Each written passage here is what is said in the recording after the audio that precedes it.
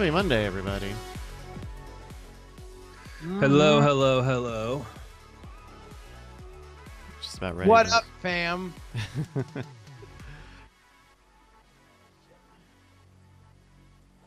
I redid everything here, moved everything, so of course the lighting, everything else, everything's all off. Yeah, it looks good though. The light on your right hand side is maybe a little rosy, but it looks pretty good. It was bouncing this light here from here. Oh wait, we can. I think I can adjust the color on that. Oh, is it one of those Yeah. fancy lights? Better.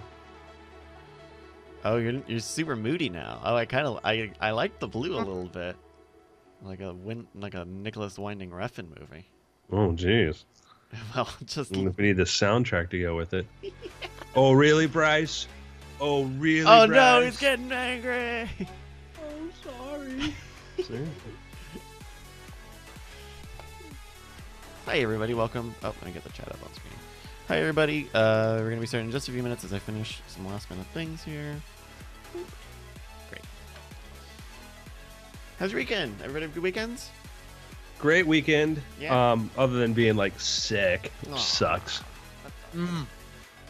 At least you have an excuse to take it easy. Yeah. Who am I gonna give this excuse to? I don't know. Just yourself, I guess? Yeah. I'll be like, hey, you're just giving me a lame excuse, self. I know. I'm like, I know. I'm sorry, self. I'm like, yeah. You're All right. allowed to be sick. Am I? Debatable. What? Yeah. Depends on what's going on. I mean, it does. I've definitely given my body a hard no on sickness several times. In fact, every negotiation with my body on whether or not I'm sick begins with me giving it a very hard no. And Yeah. it is only really whether or not my body is able to effectively counter my steadfast refusal to even engage in that negotiation that I really ever take any kind of time to be like, oh no, I'm definitely sick. Interrupting the discussion with projectile vomiting, really good way to sort of like make the case. You know, like, oh, are you sick? Oh, wait, diarrhea. Okay, gotta run. Or the time that I literally poop fainted while doing this show. On the because show. That's very okay. that I was dehydrated and sick to the point where I actually needed to go to the hospital. Which reminds me, time to drink water. That's right. Yeah. So effectively, I'm not really probably the best person to listen to on this. They have that now. What is it? Stay hydrated bot on Twitch, Yeah. where it's like it'll know how long you're streaming, and every like 30 or 60 minutes, be like, "Hey, you've been streaming for this long. You should have drank this much water by now." The only problem with that is nobody really knows what that is. Yeah, I you don't know what like last 400 episode, milliliters you is. should have had 14 ounces, and it's like, who's weighing out your water? Well, at least I get ounces because I think it gives it in milliliters. Oh, does it? I think so. That at least I can understand an ounce. You know. Yeah, that's one of the and we'll all agree, a metric is a great system. It's even, it deals in tens and hundreds and thousands, and metric's the bomb. Big Sure. fan of metric. Yeah. Go metric. Feet, pounds, and ounces are really, really helpful. They're really You know, like good real world units. Or, How they're tall easy to- was he? Oh, I don't know. There's a jump from 1 meter to 2 meters to 3 meters. Or then you get into centimeters. and 1 it's like, meter, 32 centimeters. Yeah.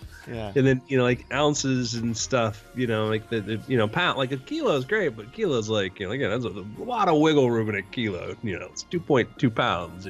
Yeah. Or you get into stone. Oh well, that's an imperial or Yeah. not a metric. Yeah. So. Still. Also a weird Yeah. unit. Agree. Metric is the most logical. Sure. Agreed. Oh, that's why all the scientists use it. They've got it on But lock. the foot is very meme-worthy, very memeable. That's how we're gauging Yeah. Conversion units is how memeable they are.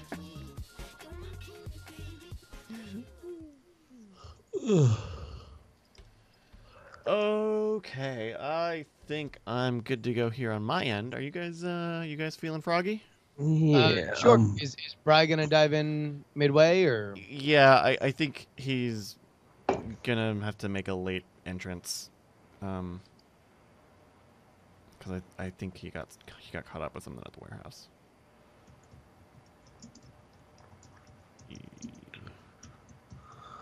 All right, 2 seconds in. I'm gonna freshen up this coffee. Okay. JC Calhoun says, in centigrade is too coarse for temperature. The difference between 0 and 20 doesn't sound as big as between 32 and 68. Yeah? Yeah. Yeah? That's right. Because it's like, oh, it's 22 degrees today, and it'll be 24 degrees tomorrow. I don't know. I like the fidelity of... It's like kind of flipped, right? Like, I like the fidelity of Fahrenheit, but the ease of use of feet. Yeah. I think they had something going on there. Had a couple of good ideas. Maybe. I don't know. All right. All right, you guys want to do the show? Yeah. All right, then take it away, Andrew. In 3, 2. Welcome to the Weird Things Podcast. I'm Andrew Main, joined by Justin Robert Young. Oh, hello, friends. It's me.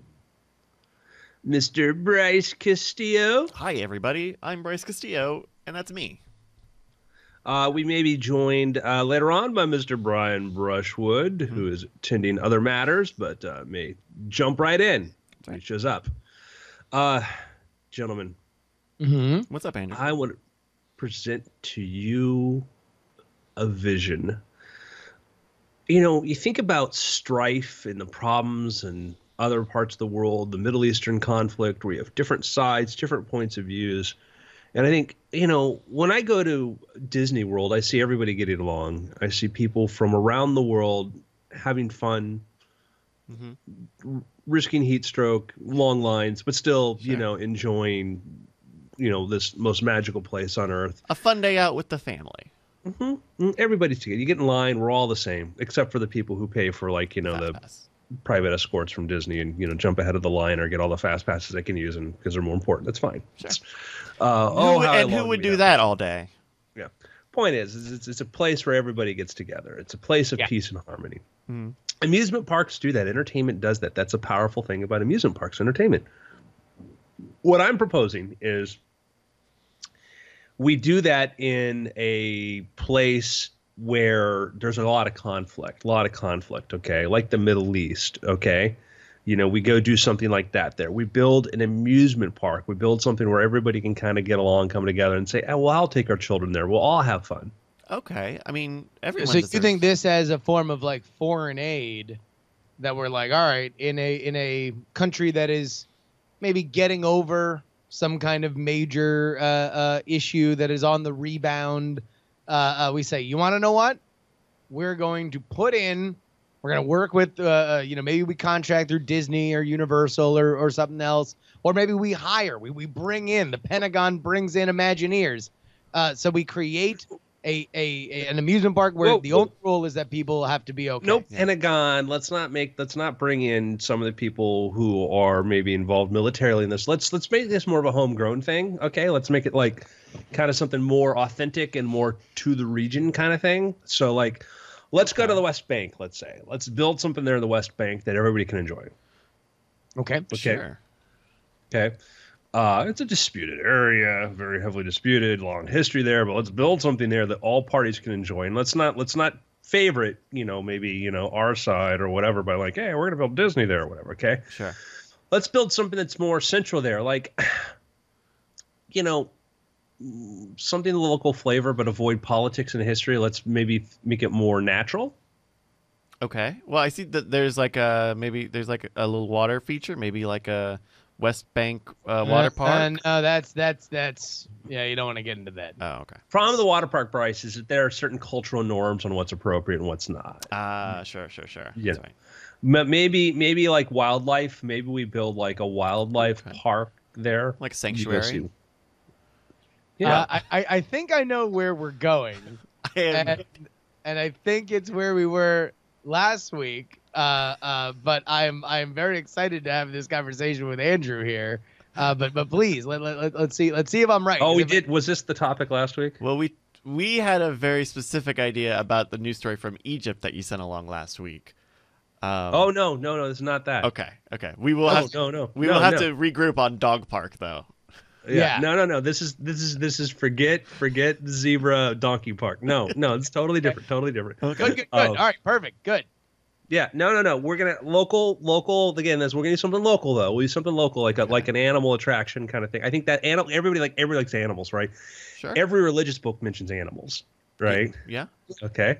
Now, as long as we're not eating the animals, we're fine. You're in good. Now, what is it? A fable that has to include an animal?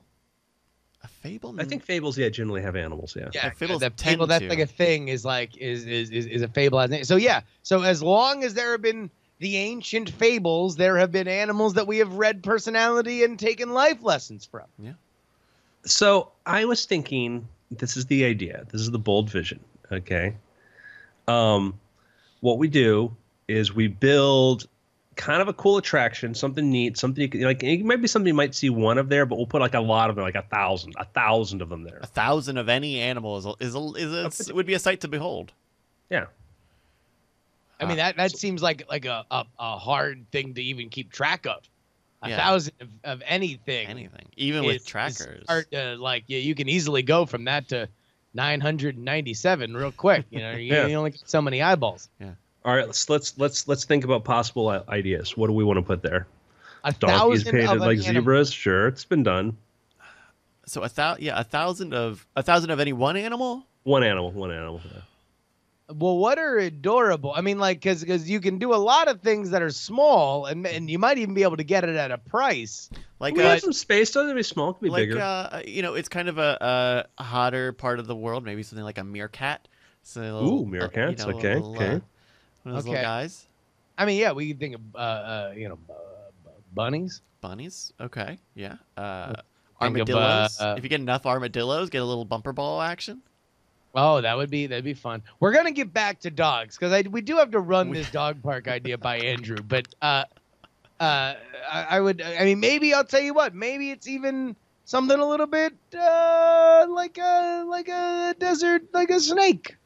Oh, okay. Snake's good. Snake's something indigenous there. Yeah. I propose crocodiles. Ooh. Okay. All right. So crocodiles. That seems like to make it humane, right? That you would need a fairly large. I mean, because now we're at more animal preserve than we are, like just an attraction, an exhibit somewhere, an attraction, right? And you need a lot of space. Like alligators are very. Well, these are crocs. You can pile them on top of each other. They're kind of fine. Sure. Bunk crocs. So what I'm saying is, wait a minute, are you talking about a crocopile? Oh, that's very good. Don't encourage them, Bryce. We're talking about an amusement park in the West Bank featuring 1,000 crocodiles. That's okay. Wait, hold on. You're saying this is a real thing? 1,000 crocodiles in the West Bank? It could be a real thing. It could. Okay. Could. Well. It was a real thing. It was. Some crazy entrepreneur decided to build an attraction in the West Bank featuring 1,000 crocodiles. He had two problems. One, in a war-torn area, people really don't feel like going to an amusement park or large groups. No. Two, they kind of were prone to escaping, and 70 of them had managed to get loose. How many? 70. 70!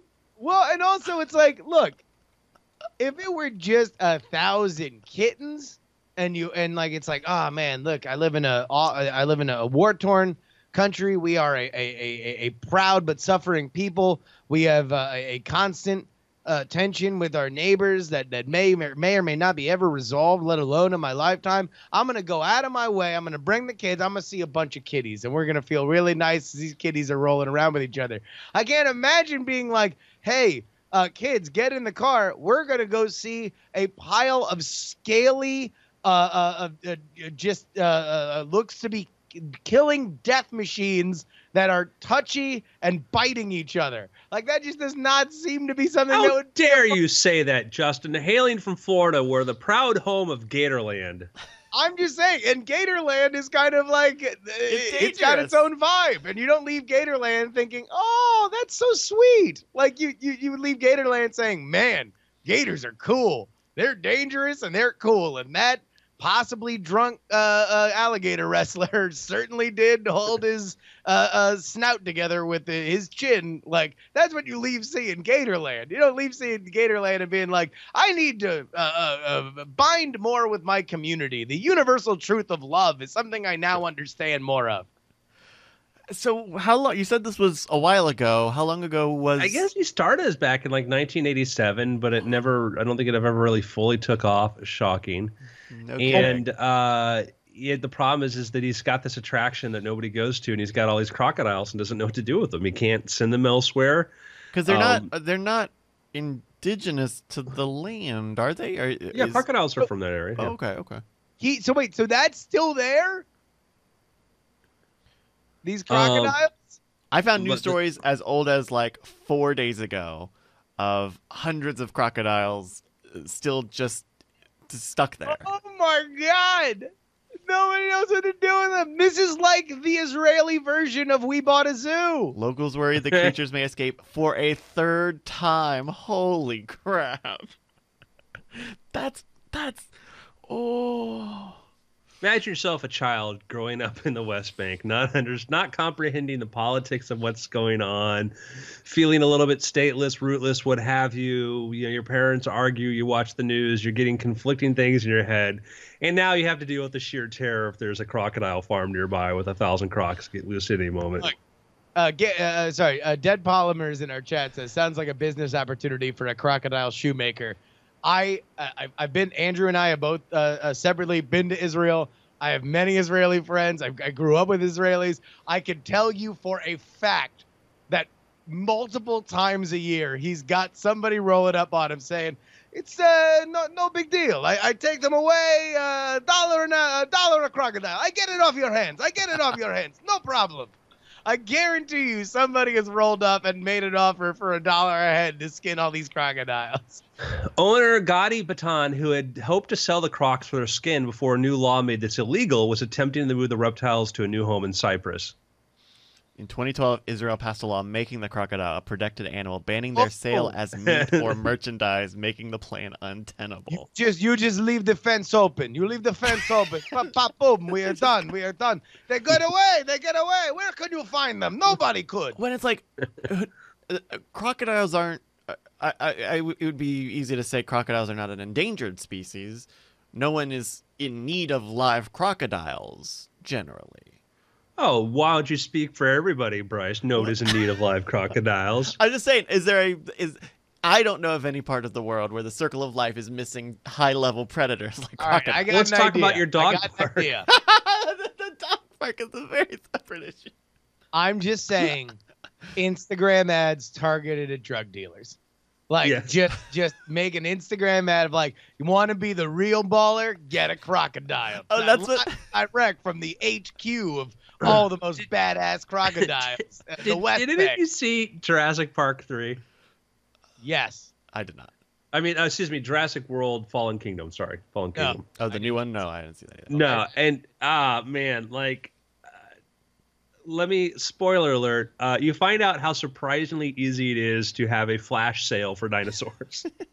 Really? Huh. Hey, we got them. Bring in the bidders. They start selling We're shipping dinosaurs? them out as we sell. It is just like, wow. I believe we can bring back dinosaurs. I don't believe this thing can work like this way. I mean, it's so absurd. It's And movie then magic. this guy can't even unload 1,000 crocodiles, and then So maybe what he does, if the park is still open, he rebrands it the world's most thievable park. We are not watching. You just let people come in, right. Wait, charge them $200. So And now whatever they you're- do, in Crocodile Park, you're calling it Open Theft World, and your tagline is "We're not watching." no one's watching. Or no, the what's his name? Baton's Croc Park. Those, don't worry, those cameras aren't hooked up to anything. Yeah, please steal from us. No employees, no prices. Everything must go. Yeah, I mean, but not because we really, No. by law, we can't let any of these things fall into the wrong hands. And then he just writes in capital letters, "Wink." You're right, Twink, yeah. You get a free crocodile holder on exit. Oh yeah, that's the only thing. Just stock next to it is like one of those pool things where you can grab stuff out of the pool. Oh, a skimmer, yeah. Oh, you know what we do is they put like CROC Croc Outlet. Yeah. Yeah. There we go. See, Oh, that's something you could do. That's Crazy. I mean, because he just has to pay for a whole park, right? I mean, I guess really the only thing would be trying to sell the land to somebody else and trying to make it their problem. But even then, like, who's gonna buy land with a bunch of wild ass crocodiles on it? talking to Six Flags right now. Like, oh, it's a great location. You know, weather's really warm year round. ton. You will love it. You And will- it's in the West it- Bank it and is full of perfect. crocodiles. Other than that, Yeah, the flora and the fauna is great. So this is something from the Independence reporting. The crocodiles, which could live well into their 70s, are also reproducing. Female crocodiles lay 60 eggs at a time, though only a few survive in the wild. It is nonetheless thought that the numbers in Israel could grow to thousands in coming years. So what if these become so ubiquitous that they overrun elements of Israel and Palestine, and this is the uniting force that brings these two warring factions together? A third party? No. The defeat of the incurring crocodile invasion. Yeah. The crocodile menace is finally what brings a two-state solution to prosperity. The crocodiles are the White Walkers of this situation, basically. Yes. yeah. Crocodiles are the White Walkers of the Game of Thrones, known as the Israeli-Palestine conflict. Yes. that could happen, I bet, if there was a sudden invasion. Like there's a quote here. I don't want to think what will happen if a crocodile manages to escape and reaches the Jordan River, and then we'll have an international incident. Yeah. Who knows? Maybe crocodiles will bring peace to the Middle East. Dare to dream. You know, it's one of the problems you have with, war and, upheavals in countries is you get people who are, stateless people. You get refugees. You get people who have, find themselves the victims of a situation and have no place to go. The number of people living in refugee camps is huge, and it's a very, very sad thing. And it's not, for lack of resources, things like this. It's politics, and in a micro way, this is kind of that sort of example of this. When you have conflicts in places like Syria and other places, and you look what happens, and there are large communities of people that have been refugees for so long that it's hard to identify, what your state is. It's sad. So it's kind of a parable, for the situation for refugees around the world. Well, I think it's a fable because it has animals. I think we Sorry. determined it was a fable. Yeah. Sorry. So I don't have a solution, guys. Don't know. Add that to the pile in that region of problems. And that we you're like this technically law address. getting passed about you not being able to export them. Was this like his brother-in-law trying to spite him? Like they had an argument, 20 years ago, like, oh, the crocodile farm, dumbest idea in the world. Like, oh yeah, watch me, and then he's like, I don't know what to do with these crocodiles. And then the Knesset, law gets passed overnight, Well, Oh, Baton, so sorry to hear you can't move the. What do you mean? Oh, you didn't hear about the law that got passed. well, and also that law is like only 6 years old. This dude had a long time to get rid of these crocs or try to offload them too. I don't know when he. I don't know when he took it over. Yeah. Oh yeah, okay. If someone Maybe I don't know. I can't imagine that this is an easy problem to solve. No. I don't imagine that this is something that people are very like oh no, that's fine. Yeah, just the SEO on crocodile removal that's a real expensive ad word because it's getting so much traffic. Mhm. Oh wait, I think we have the solution to this. Oh, A crocodile cryptocurrency. There we go. Based on the breeding population. ICO, introductory crocodile Coin- offer. Coinodile. Coinodile. Each Croc croc coin? represents one croc coin. Coin is there. Yeah, a crocodile. Instead of a blockchain, we have a croc chain. A crack. The only thing full of croc will be your wallet. That's right. Like each croc I want represents everybody, all one the unit. audio listeners. I'm just like, if I had symbols, I would just be chiming them together like a monkey. It delighted me so much. The croc chain. The 128 teeth encryption. Yes. Oh my goodness.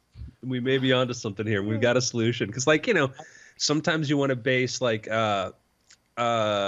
which company is it that does, like, the firewall? Like, you can route your website, the traffic through there. Oh, Cloudflare. Yeah, like, I think they use, like, lava lamps to generate, like, their cryptographic, like, random numbers and stuff. I've heard that random.org uses webcams. They get crappy old webcams and they point them at like a wall or something, and they use the grain from like unusable images to come up with random. Yeah, I think numbers. some things might be overtly clever, but still it's fun. But like that's the idea, is that, like, we have this randomization of a croc bark and their genomes and all these other things there. Like, Oh man. I don't know. It's not blockchain. It's not crypto or whatever the thing right now is. Yeah. It's our good old fashioned podcast, the Weird Things podcast. That's right. And we're overflowing with episodes, of course. And if you want to keep that happening, it's a good thing. You should consider supporting us. Yeah. Yeah. Man. Every week we bring it to you loud and live and full of crocs and all sorts of two zoo ideas in a week or in a row. But that's the free business advice that we're giving to you here.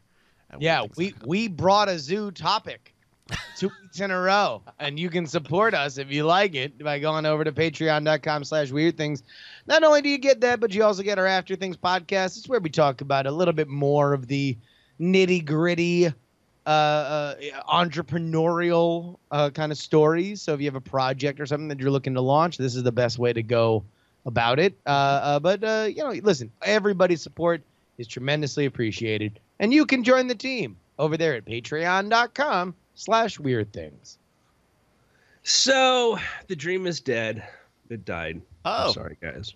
Okay, wait. Do we want to talk? Can we pitch you this dog park before or after this? Oh yeah, no. All right, so let's go. Okay, so last week, if you missed the episode, please go check it out. We talked about another sighting of a zoo in Egypt, in Cairo, I believe, where they had painted a mule to look like a zebra. They had painted the stripes, and people noticed that it was not a zebra because A, it didn't look anything like a zebra, and B, the the stripes were starting to run. But we give it to him, Justin. All right. So we got to talking about dogs and whether or not we could take different kinds of dogs and with no pain to them and certainly no more humiliation than many dogs get put through by their owners, putting crazy clips and bows in their hair, making them wear little outfits and stuff like that. Mm-hmm.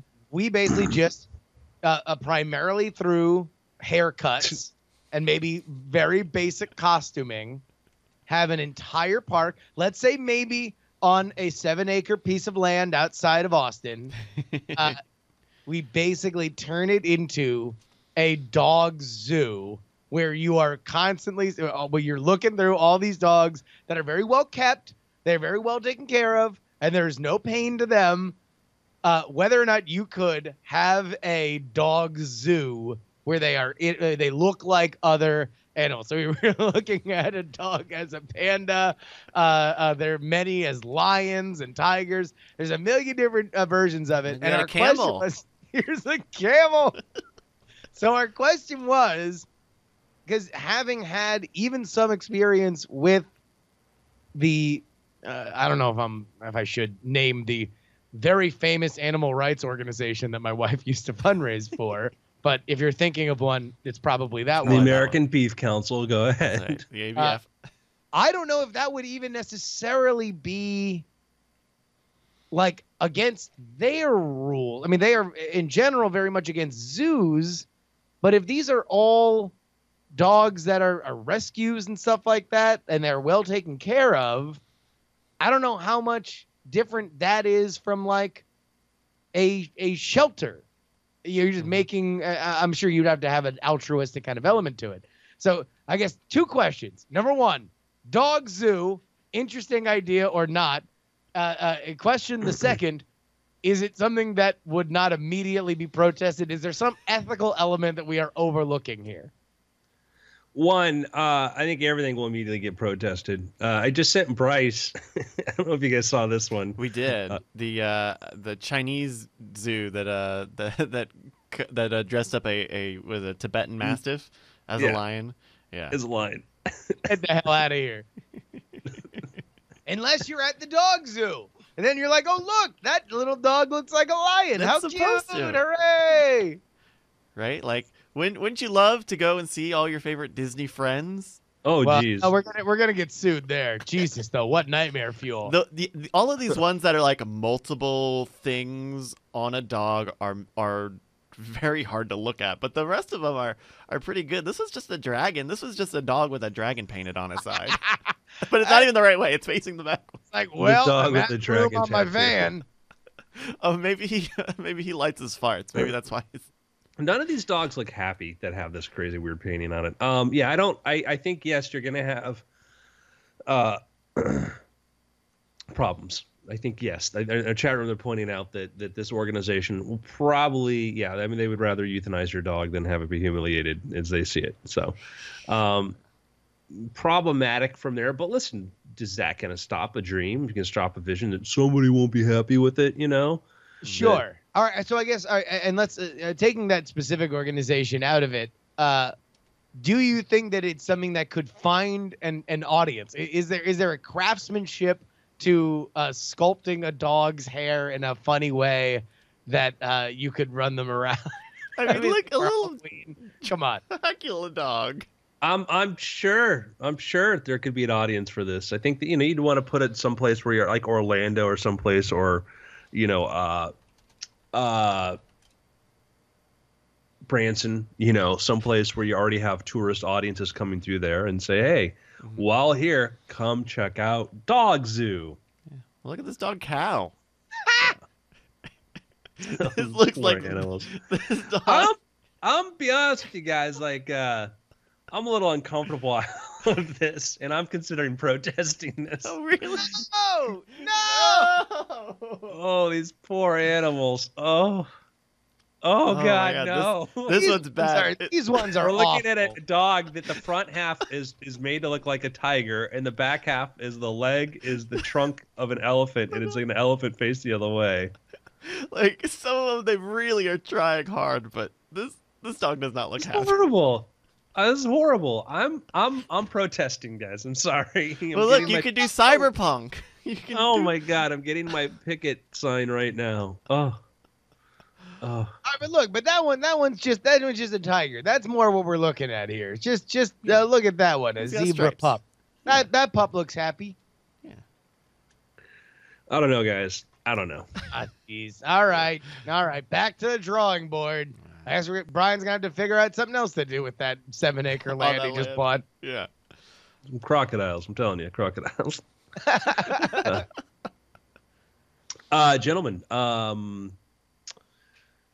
so scientists have discovered a rogue object which they thought initially might have been a brown dwarf, you know, like a failed star, you know, like, or are stars just brown dwarfs with just way too much ego? I don't know. Who's to decide? Sure. But now they think it may not actually be a brown dwarf. They think it may just be a large, bigger than Jovian-sized planet. And so the object, SIMPJO136566, or SIMP0136 for short, 12 times the mass of Jupiter, it might be a wandering exoplanet. Another example that we found of the possibility that there could be rogue planets. Rogue planets are planets which are not attached to or orbiting any particular star, but are drifting through the cosmos. And what's interesting about rogue planets is that there's some estimates put the number of rogue planets equal to or maybe vastly greater than the number of planets that are actually in orbit around star systems. And these were planets that at some point formed, in the stellar disk that forms planets and stars, and then for some reason, some gravitational force, maybe they came in contact with another star, a larger object, whatever, pulled them out of their orbit, and they went drifting apart. And when you look at your sky and you look at like, hey, those are stars, between here and Alpha Centauri and just one or two light years of space around us, there could be dozens of these. Could be a large number of these objects. We're now realizing that in our outer solar system, there may be a massive object, which there's gaining evidence for that. There could be, what do we call it? Do we call it Planet 9? Because some people demoted Pluto on questionable grounds, or we call it Planet 10, et cetera, whatever. But there could be more of these. How close is that? Would this planet be compared to other like viable Earth-like planets that we've found? Well, this would be a very inhospitable place to try to live in. It's 12 times the mass of Jupiter, so it would be not something we'd want to live on. But are you talking about the one in the outer solar system, or sure, planet? Let's start. Yeah, that one is like you're like 1,000 astronomical units or something. It's far out. Our closest star system, Alpha Centauri and Proxima Centauri, are like 3.5 light years away. This thing is not quite a light year away, but it's far out. But still, within the realm of places we could go to, and we could conceivably figure out how to go to, it's possible, eventually.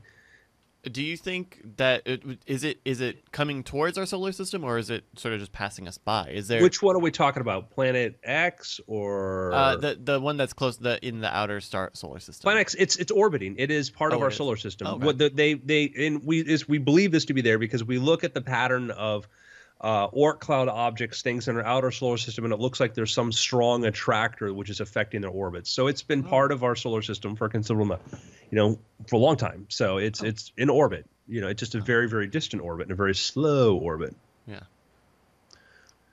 But that's not a rogue. That's a planet in orbit. But there could be other objects that could even be drifting in between the space between where we are and it is, between that space, because it hasn't been gravitational. It has enough velocity not to be captured.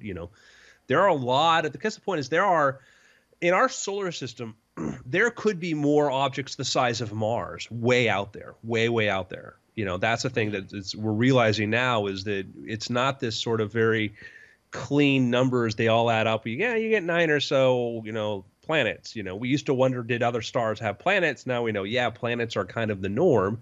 And then now we have an idea of what our solar system looks like. But when you go much further out and you're talking about objects that reflect almost no light, it's really hard to detect. And so now we're trying to figure out what's out there. So you mentioned the exoplanet that we thought was a brown dwarf. Is that right? Mm-hmm. What are the ramifications of reclassifying this or drilling down, refining what we think it is? Anytime we discover something that falls outside of what we expected to discover, and we know that we've only been looking at a tiny, tiny, tiny portion of the sky, is you have to sort of make the assumption, this may not be a rarity, this might be very common. When you see something and you go like something like that, where you go like, wow, there may be a lot more of these things. And that was the thing about exoplanets, rogue planets, was the idea that looking at the math, man, it's possible for planets to escape, the orbits here. And man, let's do some math. There might be a lot of these, and it might not be a rarity. It might be a more common thing.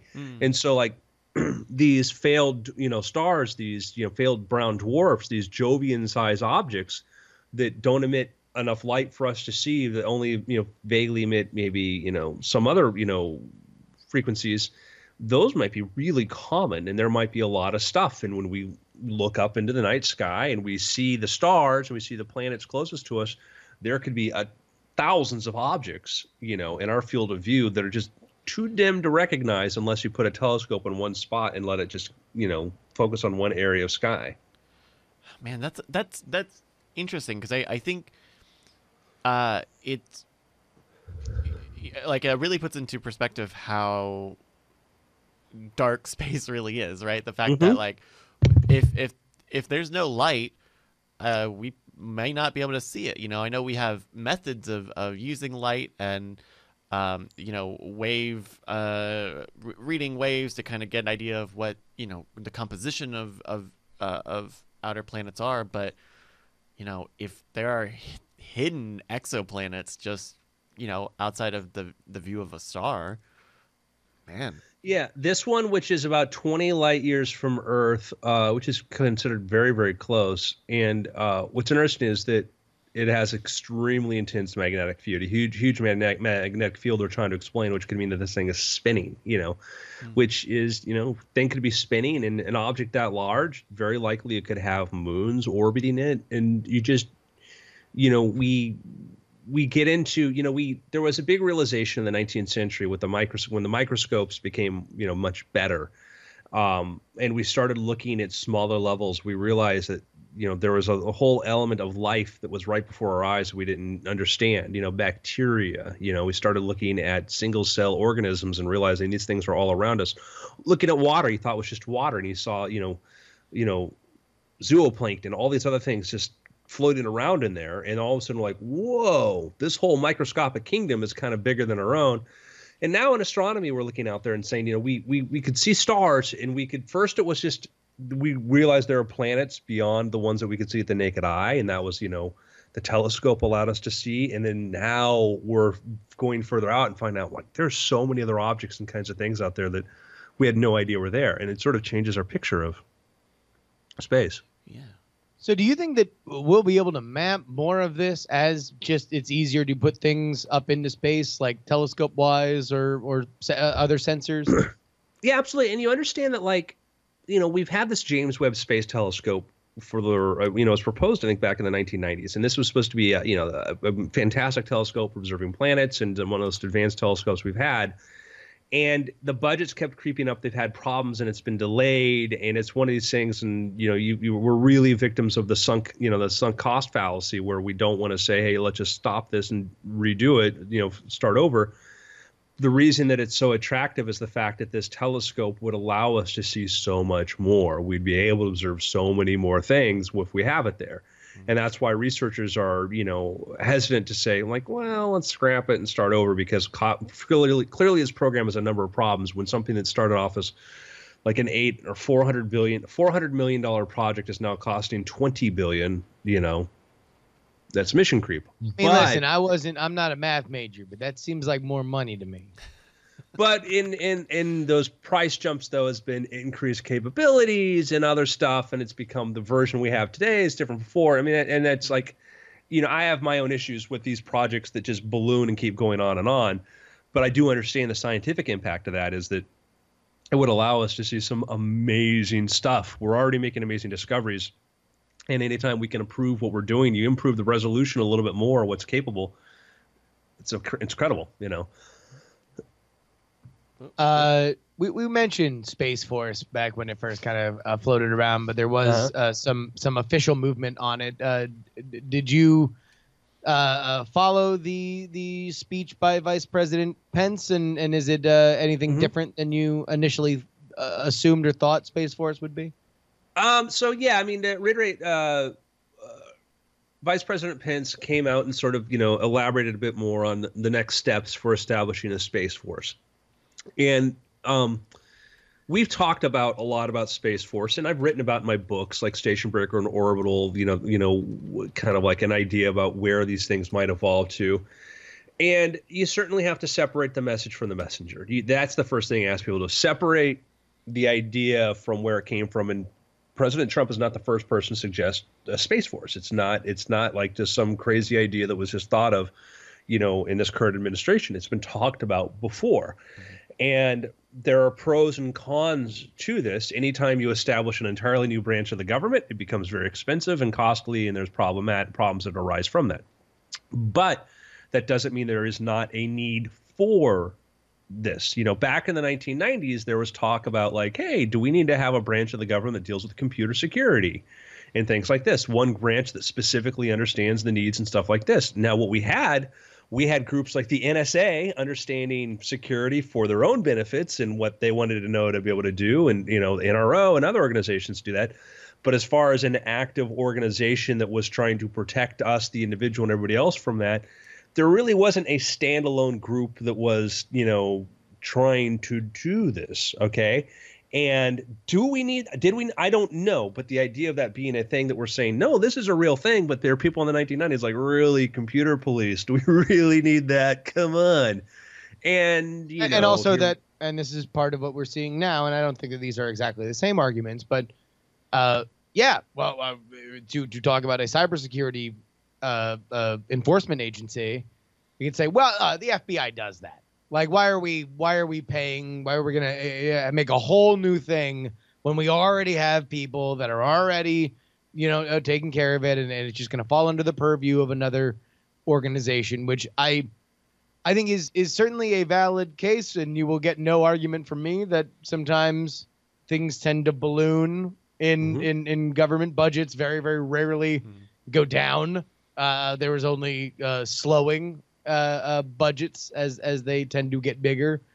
But there is, at the very least in the world we're living in now, I think an organization set up in the 90s solely dedicated to citizen control over cybersecurity, citizen understanding and enforcement over cybersecurity, might have been something that could have been interesting. It would have been interesting to see where that went in a world where we are now more aware of it. So yeah, the FBI does this. Here, the issue with that is that yes, and all it takes is one event, major event, whether it be 9/11 or something else becomes the hot topic, and then it no longer focuses the attention on that. Because when you have an organization that has a lot of responsibilities, FBI is responsible for everything from, kidnappings to, international trafficking to terrorism to all these sorts of issues. They're dealing when with, all of a sudden this is the issue we need to do, in talking to FBI agents about stuff, the priority is whatever. All of a sudden Congress tells them this is your priority now. And if you want funding, then this has got to be a priority. And you've seen how certain kinds of things just become less policed because of that. Now, the Air Force handles like 80 to 90% of sort of our space needs and things like this. And there's an argument to say it's like, really, it should just stay within the Air Force because they're trying to do this.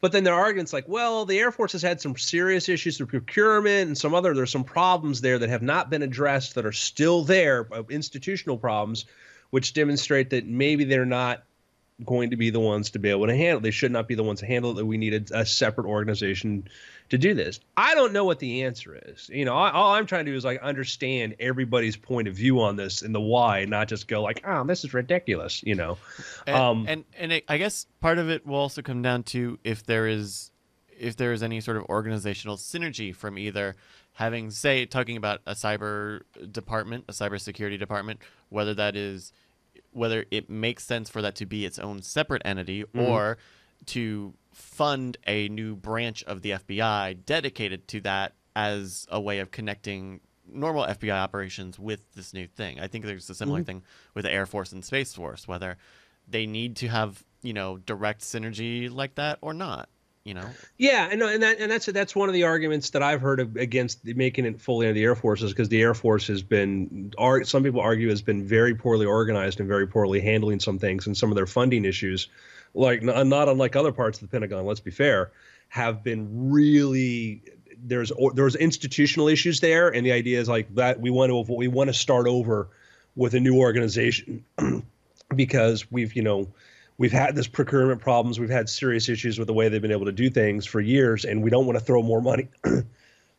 and I I don't know that any of this is true. This is, again, I'm just pointing to arguments I've heard. I have everybody I've experienced. The Air Force is awesome and super competent and whatnot. So I don't want to be like, well, Andrew said that. No, I'm like, I have no idea. I'm just saying like, well, these people over here are saying this. Well, these people over here are saying this. And I just, my job in anything is I want to like, well, what is everybody saying? Different parts saying, you know? Yeah. So, but anyhow, the pro of the idea is you start from the Army and the Navy both wanted to be, be the ones who were in charge of air, back in the 1940s, back when we were first, forming the Air Force. Is the Army, Air Force originally was under the Air Force was under the Army.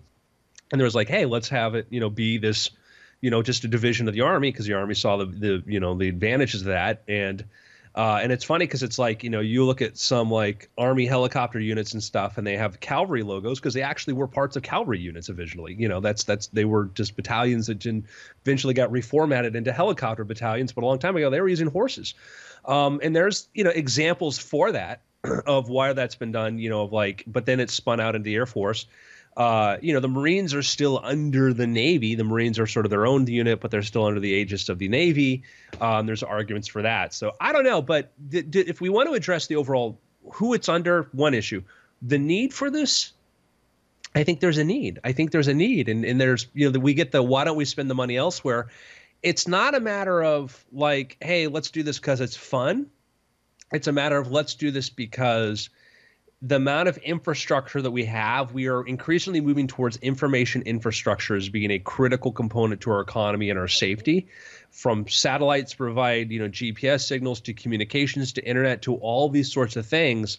They're extremely vulnerable in space, and we've seen examples of that recently from Chinese satellites that have broken up, presumably accidentally, that have caused problems and have taken other things out of line, have been problematic. And that is, it's getting easier. The access to space becoming cheaper as more countries are capable of putting things into orbit. And you can put small little objects the size of CubeSats there that could be capable of doing tremendous damage.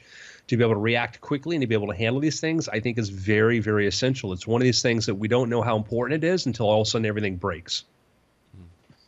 So it seems to me that we are rapidly, the next 5 years are exponentially going to look very different in terms of how we think about space than how we thought about it 5 years ago. Just because the access is going to be a lot cheaper and a lot different.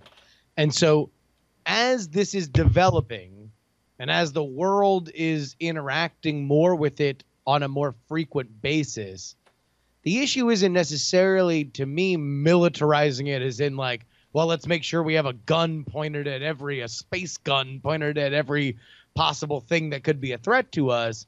But more, we are developing rules of the road up there as it becomes more practically a different space than we had understood it.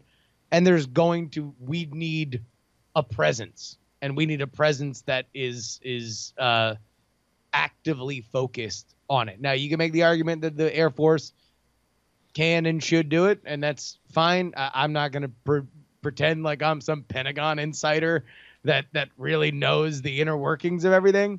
I would also presume that many of the people that have talked about this are not Pentagon insiders either, and I've just kind of read a few articles about it, and I can understand that. There's not a lot of people that really know how these things go. I will say, despite the fact that I think I'm here for any and every military-industrial complex overbloat argument. I'm here for it. However, if this is going to be yet another indulgence of the Pentagon, I think it's at least smart money toward the future in a way that I don't think some of the massive decades-long projects for yet another airplane that turns different colors but needs to be plugged in every 5 seconds is not where we need to be going in terms of getting the most bang for our buck money-wise. So, Bryce, if you want, pull up on a map, go look up, type in Los Angeles Air Force Base, and this is sort of address a comment made in the comment section here, which is very accurate, is that on average, we don't understand the scope of what we're already doing in space and what's going on there. And there is a Los Angeles Air Force Base. And what's particularly interesting, if you go to the satellite view, you'll see something kind of amusing about this is you'll notice what this Air Force Base does not have. It doesn't have a runway. No runways. That's near the airport. Now, what you'll notice that's around it is you've got Raytheon, you've got the Aerospace Corporation, which is, the Aerospace Corporation is interesting. Aerospace Corporation is a company that is responsible for building, designing, and handling satellites. A lot of the satellites, the government satellites. It's actually a government organ. It was actually started by the government because the problem was the Air Force and the government wanted to be able to hire engineers and computer scientists, et cetera. But because of the government salary structure, they couldn't pay them what they were getting paid in the rest of the world. So the government created the Aerospace Corporation, which is a private company, right? But it's owned basically by the government. And so they can hire people to go work for them, basically using the routes. So when you look at Los Angeles Air Force Base, you see there's absolutely no runways there. But what they are doing there is they are controlling satellites, okay? And it's because their birds aren't airplanes, their birds are satellites up there. And so that is a big infrastructure point there. And that's also, like, yeah, SpaceX is nearby. That is a huge aerospace hub right there in Los Angeles. And so that's where, like, Air Force, like, I think Aerospace Corporation is something like 80,000 people, something crazy. So this is a company that's basically owned by the government, but it's a, private, it's a not government agency. But anyhow, it's very interesting because, like, yeah, that it's a very, very big thing. Satellites, government satellites are huge. Is a huge part of protecting our infrastructure, things like that. So, Yeah. And the argument's like, hey, the Air Force is doing this. Let's fix those whatever issues we may have. They're the ones best suited to do this already. So, I have no answer, but I'd say that it takes more serious consideration than many people I think have thought about. So, gentlemen. Yes.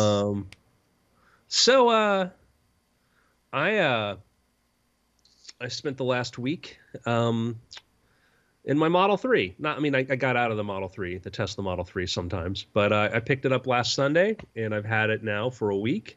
Oh, wow. And I've seen the future. Yeah? Yeah. Did you get the all the autopilot and the fancy fancy stuff? There's nothing like driving down a highway with the car driving itself. That is awesome, creepy, cool, amazing, what have you. Yeah. It's been an amazing thing. So with the autopilot, you double click the steering stalk, whatever it's called, and then all of a sudden you hear bing bing, and then it follows. It's got on the display, it shows you the cars around you. It's using its radar and its imaging to sort of see what's going around you, to try to figure out what cars are around you. And I drove it through the Malibu canyons with it steering itself through there. Wow. Which was gosh, really? I'm like, why not? Why not try it like this? And it's been amazing to see this. And you're letting this car drive. And I've done the summon thing where I stand outside and I use my phone to have the car drive itself out of my garage while I'm standing outside of it, which is like insane. Oh, you didn't know? Wait a minute. Hold on. Wait a minute. So you have it coming because your garage is kind of treacherous. Like having driven with you to your apartment, like I've at times felt, man, I would not feel comfortable in this garage because it is a fairly tight turn. That thing comes out of your garage by itself? Yeah, it doesn't do the turn, but it backs up out of the garage by itself. I can have it open up the garage door by itself too, and then come out. Wow. Oh wow, That's that's cool. awesome. But the thing is, the crazy part is that, but I mean, that's really nothing compared to when you're driving down the highway and you put it to autopilot mode and it is steering around curves, or you turn the turn signal to say, hey, I want to turn, and then it waits for the right moment, and then the car moves into the next lane. And there are other cars, by the way. I mean, I'm not going to be Tesla. Other cars now have these features. Although Model 3 got rated the best out of all cars as far as its lane keeping capabilities, even out of all Tesla cars. Mm-hmm. It is really spooky and neat and a lot of things. I mean, the first time I tried, the autopilot, first I just did the autopilot, just do a little bit on a highway. And now I just almost always do autopilot. I just sort of default to there. I keep my hands on the wheels, but I let the car steer and keep itself there. Because one of the things I know is that if some car comes at me from a blind spot or I'm not paying attention, tries to go into my lane, the autopilot will be like, oh no, we're moving. Mm-hmm. How much manual control do you have over like the steering? Like if it say lost, lane recognition or whatever, do you have to like disengage it, or can you? It'll tell if it can't see, it'll give you a warning and it will automatically disengage itself because it doesn't want to keep controlling it when it doesn't know what to do. So you have to keep your hands on the wheel. If you let go of the steering wheel for very long, it'll start to flash and tell you like, hey, put your hands back on the steering wheel. Interesting. So would you say autopilot is the biggest thing that has surprised you? Because obviously you were very familiar with the product, and so I'm sure you were expecting things to be cool. But if not autopilot, was there something else that you were like, oh God, I guess this is? I kind of thought that this was going to be different. I mean, autopilot was the biggest. That I didn't really fully expect I'd be driving through Malibu through the hills, with autopilot steering its way through there. I did not, expect that, that level and that to happen. And at only one point did it say, hey, you need to take the wheel, in what would be considered one of the, the most sketchy sort of driving situation you can imagine. Now, I haven't tried it in rain or other weather, whatever. And I've seen, it has a little symbol that flashes when it tells you it's capable of doing autopilot mode. And I've seen that when roads where there's only like one marker on one side and then cars on the other one, it's like I'm not going to try this. You got to do this. But that's been, one of the most surprising things was how good it was, and it's one of these things that it's like cruise control is in every car. Before we go to full self, there's the incremental future, the idea that we talk about. There's the future when, all cars drive themselves and we don't have to be there. Yes, but there's going to be a big period of time before then where you have those features like autopilot, where, most cars will start to have those features where you just press a button like I do and it starts to keep its lane and everything's sort of handling itself by itself. We didn't go from no phones to iPhones, and Androids. We went from, cellular to when you had the StarTAC came out, which was this amazing small phone. And then we had semi-smartphones. And then we got the iPhone. And we're going to see several years of autopilot, reaching other cars. And to buy a car without cameras or radar or whatever attached to it is going to start to seem silly in a few years' time. In my opinion. So on the autopilot, how I know that some of the other autopilot systems are made for highway driving. Is this the same thing where it will do like just guidance, or could it do like city-based destination oriented autopilot yet? So it won't like go to an intersection and stop and turn or do anything like that. That's going to be that'll be the next level sort of thing that they have. And Tesla has, they say they're 6 months away from, or so they're going to be putting out some cool new self-driving thing. And so when they have a really good, the full self-driving package, I'll upgrade to that, and you can it'll either be over air the update, or you'll take it in and they'll put it in a motherboard. But autopilot, what it does is it keeps, helps you stay in your lane that you're trying to do. It avoids the cars around you, and it'll change the lanes if you tell it to change lanes.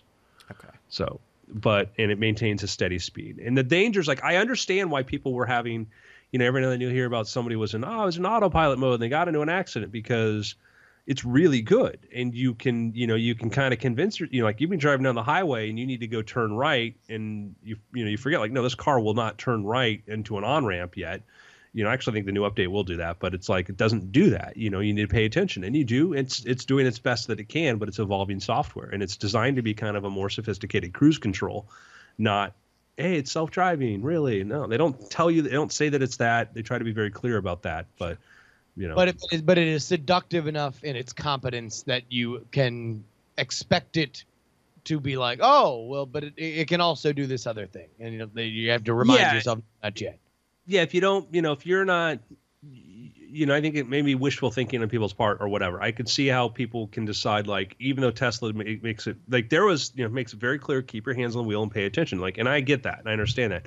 There was a company selling something, and this is horrible, and it was a steering wheel gimmick that was like fake hands that would grasp the steering wheel, and so you wouldn't get the notification. The system. Yeah, so you wouldn't get the notification to say, like, put your hands back on the wheel. And so like Tesla and the I forget DOT or I forget which part it was like they shut that thing down fast because that's yeah. just that's a recipe for killing somebody. I mean, What? at that Like, point, it's oh, here's the brand new device that just makes sure it's a brick you put on your accelerator. Yeah, I mean, it's like what it's a device Or, that overrides a safety feature. Not a good idea. yeah. Oh, jeez. No. And Anyhow, that stuff's only going to get more insidious too.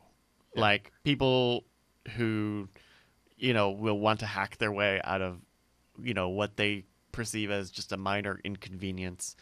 I think that will probably get worse before it gets better. I don't know. I think that the general trend has been with auto safety that even through protestations, be they annoyances or laws, that we have tended to understand that safety is kind of important in general, culturally. Like, we went from seatbelts being something that were like kind of cool to something that's mandatory and you can get fined for. And in general, despite initial kind of pushback, we've all sort of understood, just buckle your seatbelt, idiot. Like, so I don't know. I mean, maybe as things get better and better, there will be people wanting to kind of get that last bit of luxury without the tech being there, which is, I think, what we're seeing with stuff like that, little add-ons like that.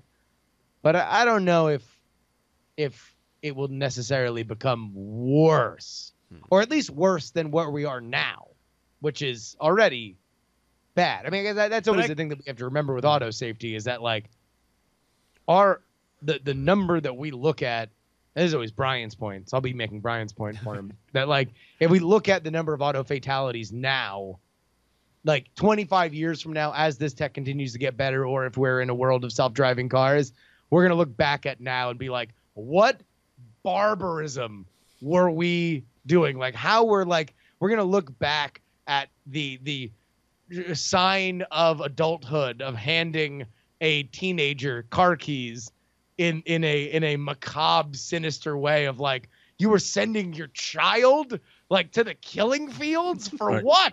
So they could drive irresponsibly and risk their lives and the lives of others. Like, what fools we were. It's going to be like leeches. Yeah. Well, we didn't have anything, it's had to wait for the technology to evolve.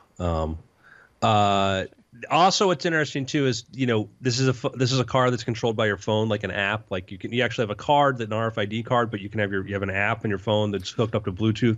Yeah. So when you just walk up next to it, unlocks. Mm-hmm. And then when you open up the app, which is interesting, they have a thing, a loot box, because they're like their promotion thing is they encourage Tesla owners to push it towards other people, and they even have, like, everybody gets a referral code. Right, I've heard about that because you get like a kickback or something if you refer so someone mine to get a is Tesla. It's ts.la/Andrew92672 Andrew92672. No, but all seriousness, it is a very interesting way in which they're trying to promote the thing.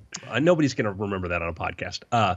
No one can rewind this. Or... Nobody will do that. Anyhow, point is, I love it. Absolutely love it. Absolutely love it. I'm very, very happy with it. Very nice. So, and there are things like there's a camera in the center above the rearview mirror, which is aimed backwards, there's tiny little features like the glove box and the frunk in the trunk are all opened electronically. You have to do it through the center control console. And Elon Musk has pointed out exactly why this is that when full self-driving becomes real and legal, the idea that you would be able to have your Tesla car serve as like an Uber is go out there and drive people around while you're eating or doing whatever. And in doing that, you want to prevent access to the trunk or these other parts where you might store your stuff. So by making that all electronic, it can be an inconvenience on one hand, but the other hand, it's an advantage because this means that access to these things is limited. Do they still have what is it, the safety pulls though on the inside of the trunk? Yeah, on the inside, yes. I'm Okay. pretty sure they still have that because if somebody's on the inside of the trunk, they already have access to the trunk. Other interesting note is that did you know that of all the Teslas that have been stolen since 2012, do you know what the recovery rate has been? No. It's like 99%. Oh, because In the U.S., yeah. because they have It- GPS and all, right? Yeah. Yeah. So that it's was basically interesting. like a built in the last 10 years version of LoJack. Yeah. Like I mean, you like pull a up your modern- phone, you open up the app, it tells you where it's at. So Yeah, I know. Sunbun in the community got a Tesla recently, and I think he had to go get it serviced or something, and he was able to track it as they were moving it around and yeah, doing whatever service they needed to. That's pretty neat. Yeah. yeah. So cool. So anyhow, that's my pick. Tesla Model 3. Look at you. I'm so pumped. I can't wait. I can't wait to ride in it. Obviously Tesla's a company that we talk about a lot, but I think what's fascinating about it, and if Tesla wasn't like literally the like second most hotly debated thing on my timeline, or Elon Musk in general, I think I would love to luxuriate a little bit more on the idea of like, hey, look, this is a car company that was invented recently. Like, Yeah. and I think a lot of those decisions that they're making, not only in the product, but also in like the fact that they don't buy advertising, like is really, really, really, really interesting. And I think that we will look back, no matter how Tesla, the story of whatever, never what the ending or ongoing story of Tesla is, this is going to be a fascinating business case study of like what happens when somebody makes a car company in a world where we thought we were done making car companies, or that the next car company was going to be these like headless speeding bullets that will dominate our self-driving bullets that will dominate our highways. One of the things that, my observations about Tesla as a company, and I've followed them, back when Wired magazine talked about Elon Musk, is going to take this Lotus car parts and electrify them and do that to, buying stock on the IPO and all this, is there are, you don't have, everybody can choose what they like, what they don't like, whatever. That's fine. But trying to understand things, I think, is critical. And sometimes people don't like a thing and they decide they don't need to understand things, or they think they understand a thing well enough that they can, therefore I feel this. And I think, and we're all guilty of this. Back in the day, saw that with Apple. Back in the 90s and then early 2000s, there was these opinions about Apple. Everybody had an opinion about what Apple is doing right or what Apple is doing wrong. And I was one of these people. I'm like, I think that the judge for me of this company is that people who buy their products, they might have gripes every now and then with them, but overall, they love the products. They love the products. And then when Apple did the iPod, and the iPod was this huge hit, it was like, yeah, it was. Hey, wait a minute, Bryce, or I'm sorry, Tim Cook. What would you say that they love? They love our products. Their products. Yes. Our customers. Bryce is limited one word impression of Tim Cook, but I love it. It's very good. Great product. That was a product that, and we've talked about this, the famous Slashdot review of the iPod. Sure. Remember Oh, those? Lame. It was this thing, but and for that user, it was true. And that's the thing is it's like it's a lot like music. Back when Britney Spears was big, it's like 80% of people hate Britney Spears, but 20% love her and will buy her music, and that's what you need. Kanye. Most people don't like Kanye, but enough people do that it's enough of a thing to be a hit. It's not hitting majority; it's hitting enough to be sustainable, and so. Apple had this in this. I remember they said, our Apple's only 4% of the computer market. It's really only 4%. And then a year later, it's only 5% of the computer market. And then it was like, it's only 8% of the computer market. I'm like, there's a trend here. Tesla, I see that thing where like consumer satisfaction with cars, Tesla 3 years in a row, top. By and large, the most satisfied customers in the world are Tesla customers. Okay. Now, that doesn't mean if you're not a Tesla customer that you're going to be a fan, but it just means that if people are buying a product and liking a thing, where is this thing going? And that's the curious thing to me. And so the future of this company, I'm saying, is like, there are a lot of really happy people who got these cars. I'm like, well, I heard a guy who, like, yes, when you have this many things and people are upset because delivery timelines, all these things, it's taking a long time. What they did in Model 3 is very interesting. If you opened up a Model S and you looked inside the door lock mechanism, you'd find out it was the same mechanism in like a BMW. Tesla's been building their own stuff, and they've been trying to do everything on their own, which, newsflash, it's taken longer than people expected. But now these cars are shipping. Now these cars are out there, and people like me are getting these cars going, oh my God, it's amazing. And the closest equivalent that I can have to an experience is when I got my first iPhone. So Very cool. what's the future? I don't know, but I just spent a god-awful ton of money on this thing, and I'm loving it. Well, that's good. I mean, because again, it is a gigantic expense, and I think that's a big question. Is in a world where cars and mobility are not only something a little bit different than what it even was when I was growing up, and kids seem to be less likely to want to drive as soon as possible because of mobility like Uber and Lyft and ride sharing and stuff like that. That you have to rethink of what a car is and how to sell it and what people want out of it, and it's interesting to see. TuneIn is built in. It's a great podcast player. Hey, Oh, look cool. at that! Hey, very cool. Get your weird things. If you own a Tesla, take a picture of you playing weird things in it, and Yeah. we'll retweet it. Send That's it in. very exciting. Andrew, you're not allowed to do it because we know that you're a Tesla. Although we don't know if you listen to weird things. Although you're definitely. The first thing my girlfriend said when I realized I had TuneIn was like, "Oh, can we hear your podcast on it?" No, great. All right, Bryce, what's your pick? I gotta pick. I've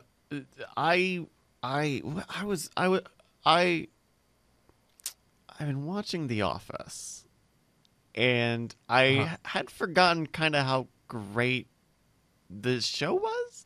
Like I've only been watching it for a few days, and I'm like in the middle of season 3 or something, but it I'm not very far into it. Like it's the show ran for like 8 years, and I'm not even halfway through, but it feels like forever. It feels like they got so much out of it so early on.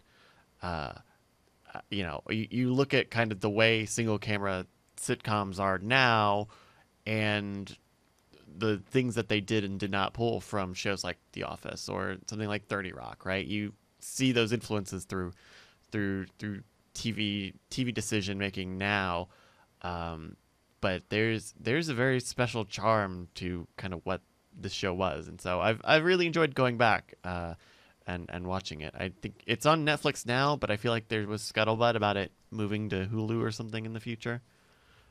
But I don't know all the details on that. But The Office. It's a show that really did change television, and not only by the fact that it had so many stars on it that went on to become even bigger and better than they were at the time that they got that show, but I remember when Modern Family first came on, which is in its own right a mega hit. I was griping to our friend Katie Dirks that I was just so annoyed that they would go to these mockumentary interviews, despite the fact that like The Office, as was its predecessor, was ostensibly a mockumentary series. And I think the British Office, for having only 2 seasons, was able to hew more to that idea that these were 2 documentary seasons, where The Office, the American version, I think certainly visually At the end of The Office, they lean into like it's a documentary and stuff. For the But yeah, idea that this is a thing and that people, are watching it, and the fame is kind of affecting these people. But that's so weird in Modern Family. Yeah, you're right. no, Because and I was so annoyed, but I'm like, but you realize just how not only The Office, but just in art in general, there is, there's that famous cartoon that goes around on Twitter, the like, you made a thing, I made a thing, right? Where it's like, and yes, that on some level can be applied to people taking things that aren't theirs. But when it comes to art, once you see, okay, this is what a comedy is. This is what a modern contemporary comedy is. And for a while it was handheld camera, or like single cameras as it's called, as opposed to a 3-camera shoot, stuff like that. This is what a hip comedy looks like. And we want to be able to have, for a lot of different reasons, structurally, here's how the beats of this kind of runs. Or maybe it starts out that like, okay, Modern Family is going to be a documentary about a family instead of an office, and then at some point they're like, let's scrap the idea that there's actually a thing, and we'll just take all these visual tropes. Yeah. But it is amazing to see gigantically how much that's changed. And if like- you haven't watched it, I would insist on everybody watching it just so I can continue to take my haggard hipster hot take that I still prefer the British version. Really? Oh, I don't like the British version very much. I mean, I'm sorry. There's just so much, and it's tight. It's only 2 seasons and 2 Christmas specials. It's just kind of perfection. Have you watched any of those Michael Brent follow-up movies that they made? They made like a David Brent, thank you. No, I have not. I have not seen Life on the Road, the David Brent show, but I am certainly at some point I will watch them and I'll be excited. I have. Oh yeah? What'd you think? Well, and I would say the difference between the David Brent character and the Michael character is that Michael Scott is that in first season of American Office is he was more like David Brent. And if you even look at the artwork from it, he was balding. He was this sort of like, you look at like where it was positioned there. Then they changed it over and they made him more likable. They said, let's make him kind of like he's Goofier. He's insufferable because he's kind of stupid, but he's still a nice guy and you're still supposed to root for him. What's interesting there is that like I always thought that like Jim's character in the American version wasn't as likable, because the way he sort of tortured Rainn Wilson's character, the Rainn Wilson character, Dwight became a favorite character. And then some of the characters were set up as trying to be the really annoying ones became the like Ed Helms, his Andy character, became this, you just sort of, because that was sort of the beauty of the American version was you had these characters like, oh, okay, this is going to be our latest kind of like, look at this idiot kind of guy. But then you got into the pathos of why are they like this? You're like, oh, wow, this guy's had a hard life or something complicated here. He's got a big heart. And then you end up liking them more, which I kind of like, where the British Office is just David Brent is just you in the follow-up episodes, in the Life on the Road, you start to see him kind of realize he's a tool and sort of make adjustments to that. So yeah, and this is from Ricky Gervais. He says the difference between the American version and the British version is that British people watch TV to find the misery in their own lives and understand it and commiserate, where American people watch television to find the joy even in the commonly miserable, which is, I don't know if it's true.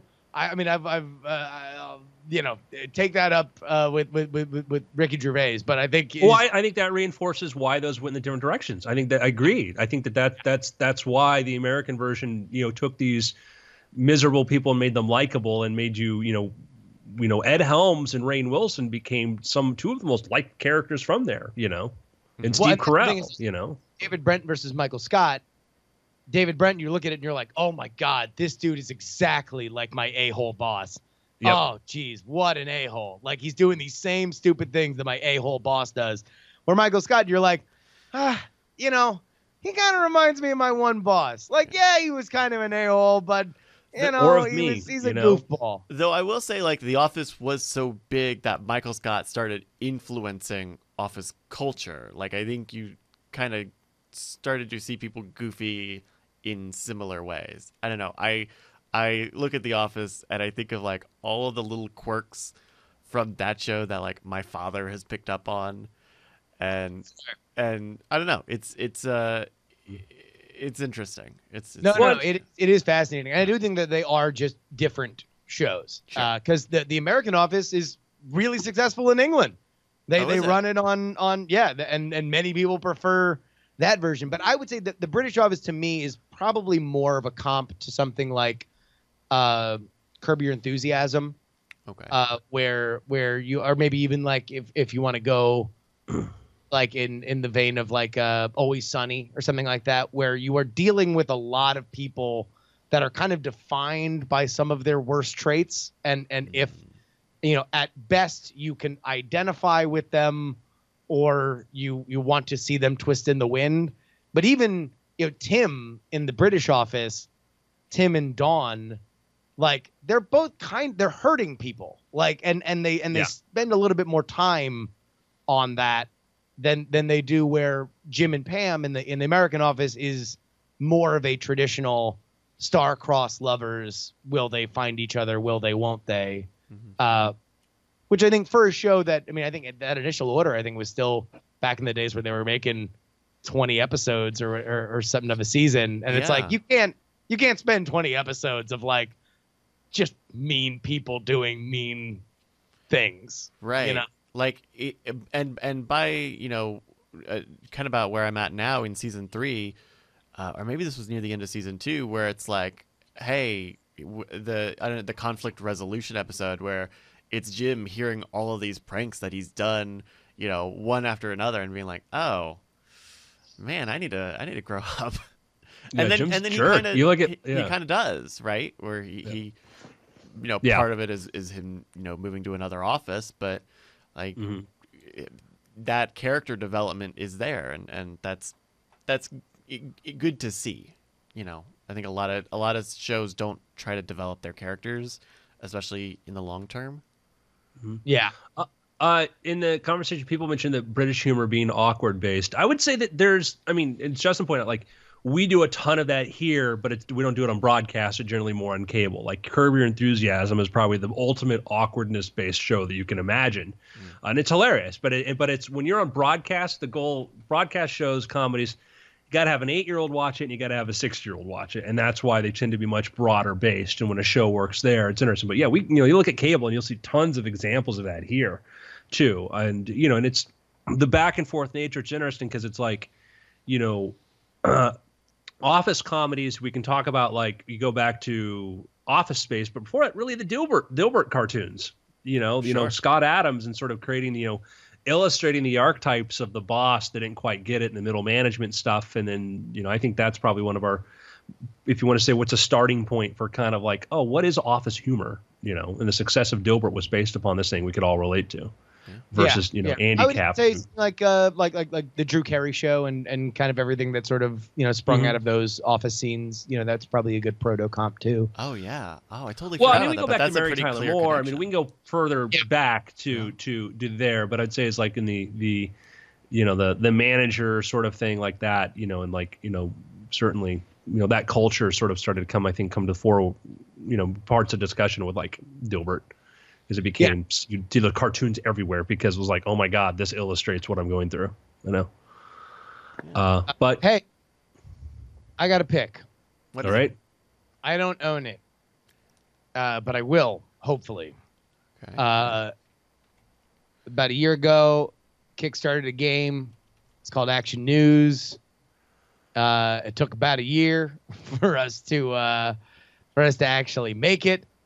And I still don't have it in the kerfuffle of getting everything out to everybody. There was a mistake at our warehouse, so we don't have our copies yet. However, I saw you tweeting all week or all over the weekend of everyone not a bit. I legit. Certainly I'm hyping it up a little bit for Twitter, but like I for real do not have my own copy.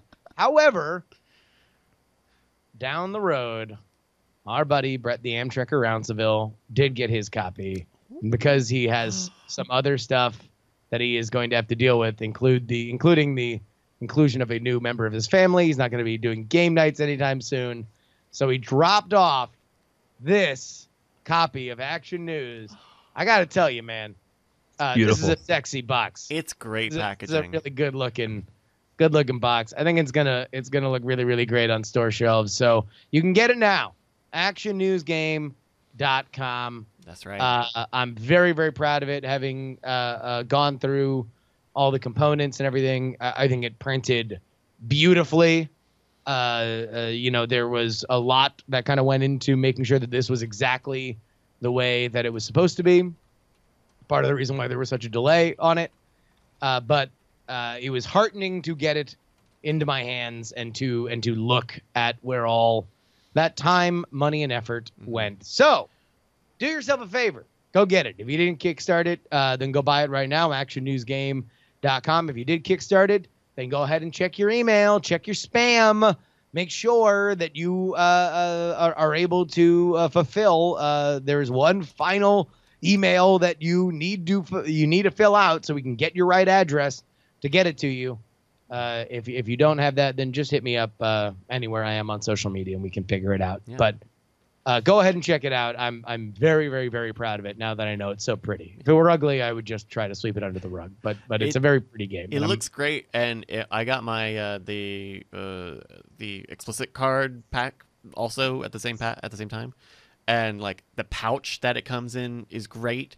It all fits inside the box, so you don't need to keep a separate like little mini box or whatever. It's like that's a really great design choice. Yeah. You want to know what that bag is? What is it? Weed bags. Oh, that's that. Okay. Yeah. And it just like it's a great. We used it for the demos, and it kind of looks good. It is this nice matte black kind of thing. But when we were looking to source them, I'm like, oh Jesus, what were they called?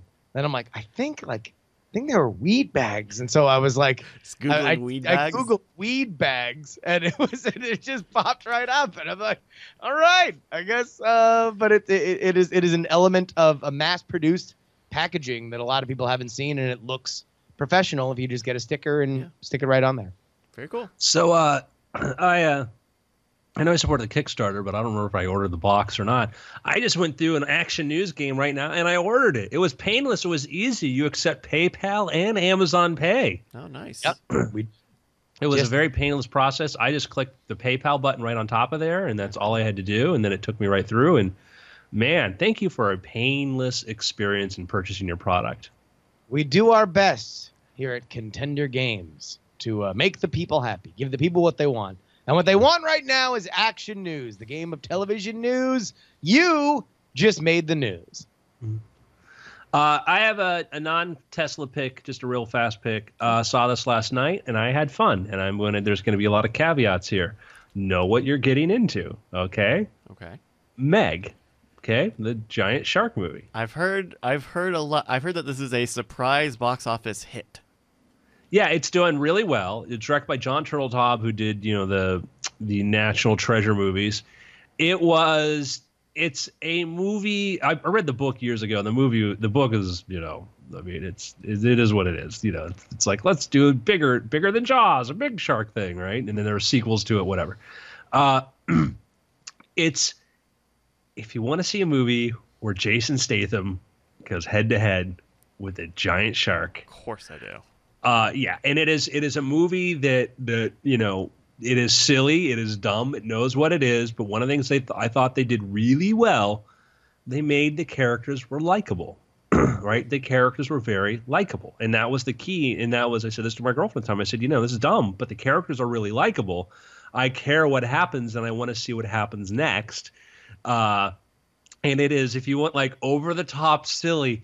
Yes, it is absolutely going to be that way. I mean, the comparison would be like a movie like Piranha, whatever, the remake, where there's comedic elements to it. It knows it's over the top, and I had a lot of fun with it. I was glad I saw it. So, yeah, I might try to go see this before my movie pass expires. Yeah. If they're still letting people watch movies this week. Yes. But I'm looking forward to kind of a big dumb action movie. Yeah. I didn't even know Jason Statham was in it. I think the only trailer I had seen was the clip with the little girl underwater. So. Yeah. That's the. I mean, we are in such an interesting kind of movie space right now that I think is kind of very evocative of the 80s and early 90s, where like the big impossible person who like you can't throw a big enough challenge at, in the vein of a Stallone and Schwarzenegger, are kind of like back in vogue in a way that I don't know if they really had been since those with like The Rock and Statham and Vin Diesel. And like there are definitely now just genres, or the Rock specifically, and I guess Statham now too. It's like you're just literally we're in that vein where it's like blank versus blank. So it's like they're almost kind of like canonically, like not officially kind of connected, where it's like, all right, so we've seen The Rock take on a Mexican cartel and he beat him, and we saw him take on this. Well, now he's going to take on Godzilla, and then he's going to take on a hippo, and now it's like Statham. Seen him do all these bank heists, and he's been a gruff guy. Now he's going to fight a shark, and we'll see if he wins. Spoiler alert, he probably does. Going to do it. It's yeah. And it's funny is that like there's a scene, I don't want to spoil it too much in it, but like he's got to react very quickly where next thing you know, he throws on a tank and he runs and he jumps into the water, and everybody else is like, it just like on the boat, they're like wow, because he's just like, just does this. I worked with the guy Donald, who was the supervising producer on my Shark Week show, which next year. Donald's like that. Donald is like, there are points where like we're underwater doing something, and he puts bailout bottles, extra oxygen tanks around there, and Donald's been down there long enough, and he needs to take care of something. He's ran out of his own air. Next thing I see Donald swimming by, just holding the tank underneath his arm, breathing from it, fixing something, doing this sort of thing. And it's like, I've met this guy. This is a guy that we were in Vegas coming back from something, and he's like, oh, I got a helmet we could use for this thing. And like, where'd you get that? Oh, it's with my wingsuit. Like, your wingsuit? Yeah, it's in my car. I keep it in my car in case I want to go do base jumping on the way back from Vegas. Like, of course you do. Of course. I'm going to be honest. When you said he goes and pulls on a tank, I thought you meant a tank top, which is usually the action hero outfit of choice. Then got to protect those nips. That's right. Don't want to get rash. Yeah. Cool. Gentlemen, it's been weird. Boom. Bathroom. All right. Be right back. Yeah. Everybody take a break. Everybody go and take a break. Meanwhile, we're going to sit here with a little bit of... Cities are rising in front of me. I wanna hide it. All right, I need to look at some emails because we got a lot of After Things emails. So we might pick one or two to do real quick. Where's the thing that I'm looking for? I never know. What am I looking for? Where is it? Where are my chat things? Okay. Oh, man. And you have too many shots. I don't have too many shots. You have too many shots. Let's see here. Gmail.com. The website that we're going to.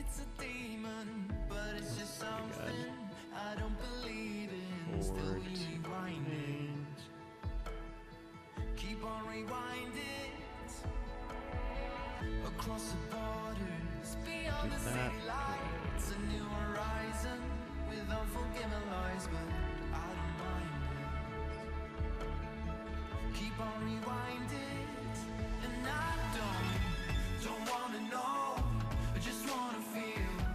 We let it go, nothing is too wrong, we make it real. Don't wanna care, just live and die. I see you there, nothing is too wrong for you and I. Always somewhere else, oh somewhere else in mind. Always somewhere else, but still we can't rewind. Oh, by the way, everybody, over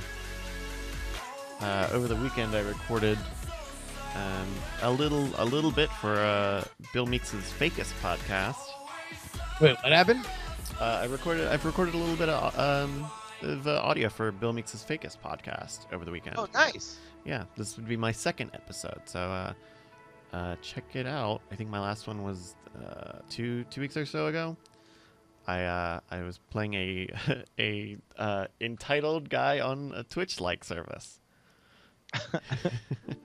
Yeah, he hasn't asked for any more audio from my good friend Jake Stein, former reality show singing contestant turned traffic reporter. Oh, But maybe one day Jake will again return to the Fakest. definitely. Yeah, he had something really small that he asked me to do, so let's see what I'm bang that out real quick. Andrew, I forwarded you an email From James Harrison. Yes. Just read it. that I think will make a good thing. Yeah, did we have another thing that came in during the week? Yes. Yeah, we did. Let me forward this to you. This person wanted to be anonymous. But this one was a little heavier, so I wasn't sure if this would be one to wait for if we had Brian. Brian, do the heavy stuff. Well, because I only have so much I can talk about being a public person. What is this?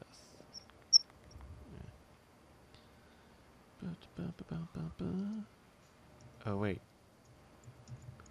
Oh, James Harrison sent me a smaller version of that letter also, I believe. So we'll just do a second one and we'll just get rid of this other one. So there you go. And thank you, James, for resending your email. It's very, it's a very good hygiene. Got a lot of emails.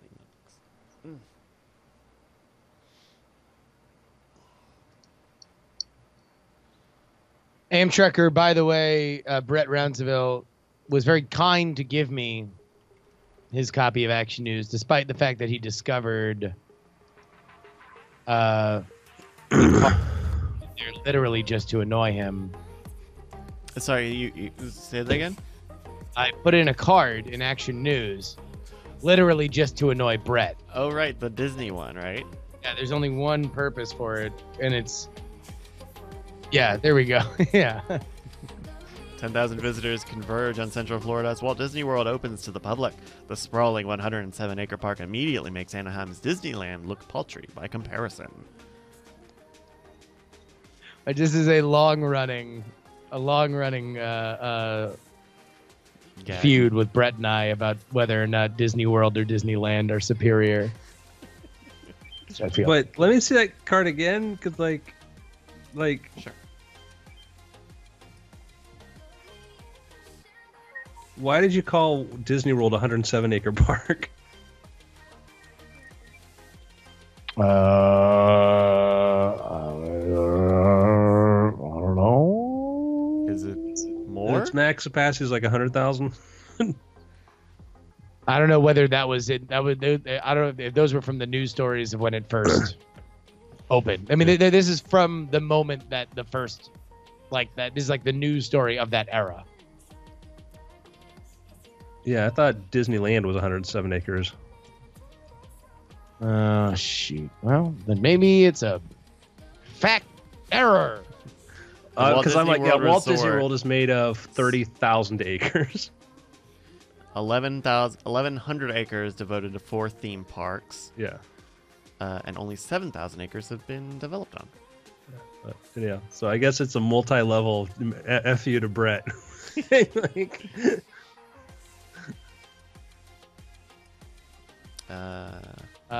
Yep. Yeah. I screwed up, ladies and gentlemen. It's a screw up by me. estimated capacity of Walt Disney World, by the way, is 100,000 guests.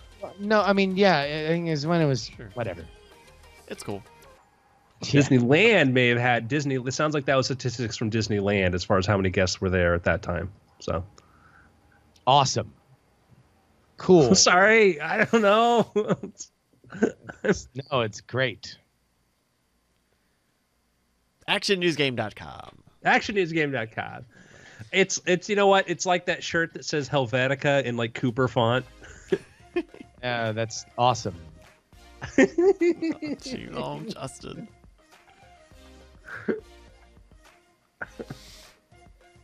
Cool. Just glad that I had that day to feel good about my game. Bye. Oh, no. Fun time. See you later. Now I'm gonna obsess about this mistake I made. It's a funny one. It's a good one. Like I said, it's a good Hey, thing. I'm glad that everybody got to share it too here on the stream. This could all be our like shared secret. We can all just No, Keep very certainly. quiet. Get your. Tell you what, it's always the mistake ones that are the most valuable. So get the one with the mistake in it. before they fix it on the reprint. Or, Is that yeah, right? if we fix it on the new printing. So of We want those. to do all right. So let's do after things about proofreading. No. Oh, Justin. So I sent you 2 emails. Do you want to do both of them? Do you want to do just one and hold off Let the me other? check the. I think I sent it to you. Yeah, I just sent it to you. There's the other one just came in. Because I think James's question will be a good, short little after things. And then you can get out of here.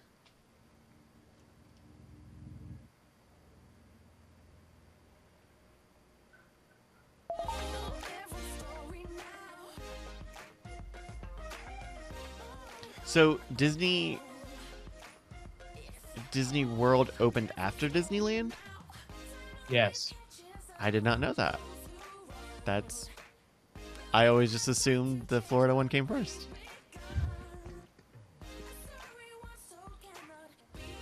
I don't know. I had never been there until, a year or so ago. Disneyland is open in 1955. 1955. And then Disney World opened. It was like 1972 or something like that. Oh, wow. Really? Wow. Yeah. Crazy. You learn something new every day. Hey, you're. What is it? You're making the news now. I'm going to remember what your thing is called. You just made the news. 1971, Disney World opened. So, Oh, wow. um, So anyone? I don't think anybody thought he was nuts at that point for buying the Swampland, because when they tried to buy, they originally bought property in Boca Raton, Florida, and it started to skyrocket in value once word got out that Disney was doing it. So when they did it again they couldn't get enough parcels there. When they did it again, they did it under multiple names for different buyers, because they knew the moment they started buying property, the prices would escalate, because people saw how successful Disneyland was in Anaheim. It was huge, and people saw the same thing was going to happen in Disney World, and so that's why they wanted to buy everything. Wow. So, Very cool. yeah. So, all right, folks. So what's the game plan? Let's do Harrison's question first, then we'll address the second one. Work our way around that one. All right. And just remember that one. They would like to be anonymous. Yes. Okay, great. Yes. Well, give me one extra second as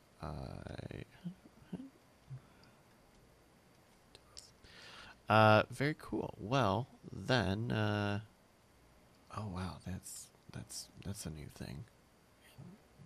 vMix. Okay. Let me adjust my cropping. Cropping. On the cropping. And the bottom. Where's that bottom? There's the bottom. Alrighty. Alright, you want to start the show? Yes. Alright, then take it away for After Things in 3. Oh, wait, hold on. The Magic Kingdom on October 1st, 1971. 7 years of planning. The Magic Kingdom, which was the first thing opened as Walt Disney World, was 107 acres. It included Right. Adventureland, Fantasyland, Frontierland, Liberty Square, Tomorrowland, and Main Street.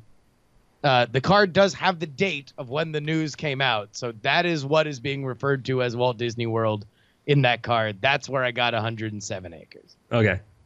There we What go. was the capacity?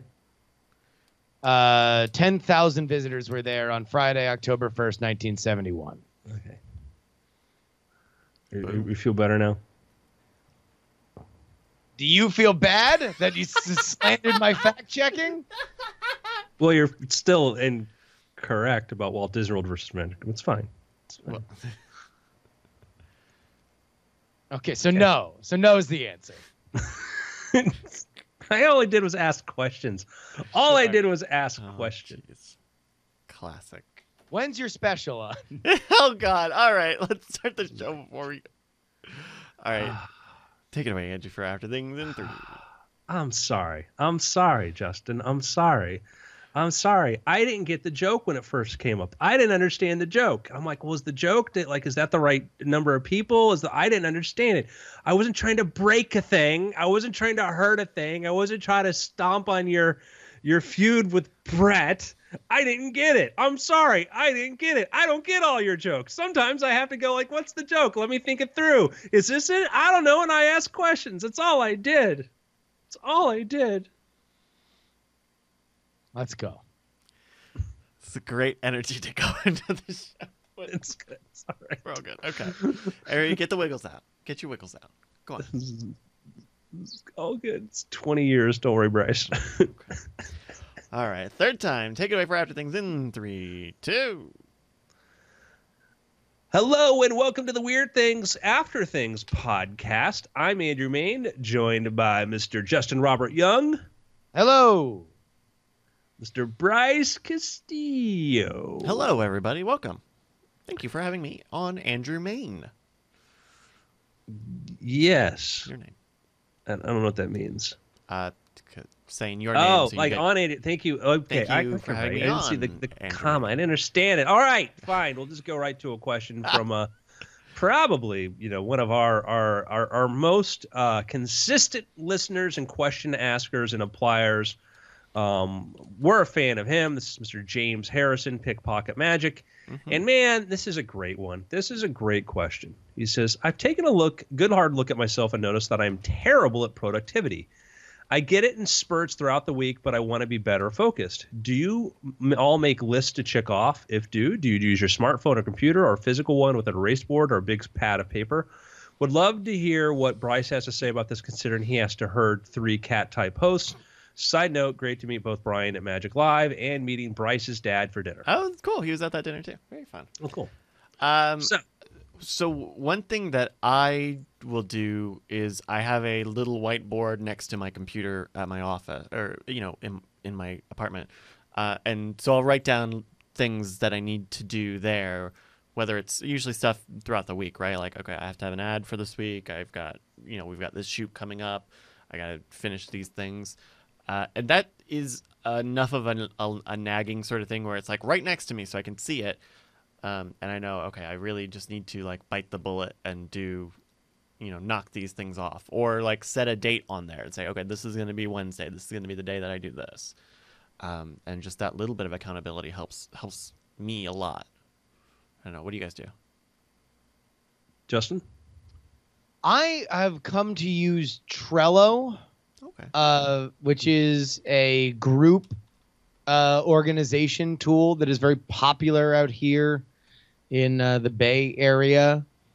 I do not use it in the way that it was probably meant to be used, where there's multiple people interacting with it. But I have tended to use it as a way to just keep track of things I need to do versus things that I've done. There's a mobile app and a desktop, client for it. So I have a fairly poor kind of organizational skills in general, but in terms of just making sure that I don't forget big things or forget kind of persistent tasks that get lost to the daily grind, I tend to use that as just a place where I just know that I've been able to put stuff. In the past, I've used every list app you can think of. I've tried some of the in the getting things done craze of the late aughts. I tried a few of those systems and kind of always wound up finding that they took more time than I would use to actually do the things that by the time I was correctly using their system to tag and organize everything correctly, I probably could have just gotten done the little things that I needed to do. Yeah. Personally, I think I've identified I'm a more productive person if I can get 4 tiny things. And by that, I mean pick up the sock, right? Or just wash that dish. If I can get 4 of those done, then I'm more likely to get done one of the big things that's been on my list forever. And so I don't know if I was necessarily built for some of the, I'm sure that there are some very, very smart people who use a lot of those GTD things even today. But for me, simple lists that I can write down quick and take off quick is something that I am best with. You know, I just saw this I saw this somewhere online, but someone had an interesting tip. If you use Discord, something you can do just for yourself is just make a Discord server for you and you alone, and you can make channels for different topics or different sorts of information that you want to group together, and it lets you sort stuff, and it'll do a little bit of file hosting. That is a really interesting idea, to just make basically a community page, but just for yourself. So you're, organizing information or jotting stuff down. If you're the type of person who is in that program a lot, because I'll do that on Slack. Slack gives you like your own channel that you can send messages to yourself. And I'll use that for things I have to type up or whatever. But I saw that, and that was like a really great idea. Oh, you have muted yourself, Andrew. Sorry, I had to cough. In the 80s and the 90s, there were all those different systems. Remember day runners? Day runners were those little planners to sort of plan stuff. And then Franklin Covey came out with this whole system. And I had a friend who Justin knew, Jeff. Remember Jeff? Mm-hmm. Jeff was this guy that was into all these sort of stuff, like all these different, how to get your life organized, how to plan things, whatever. And it's almost like, it's kind of like a mini cult unto itself, because people trying to manage different things. And there's all sorts of different, you scale up from what does an individual do to there's all sorts of different, there's Scrub now, there's Active Project Man, there's all these different systems and stuff to try to figure out how do we manage these kinds of things. And I've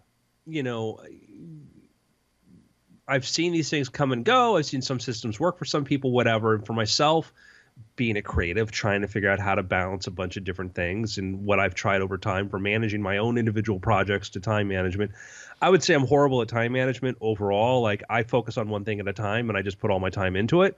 But as far as making sure things get done, I do feel very good about my ability to see things finished.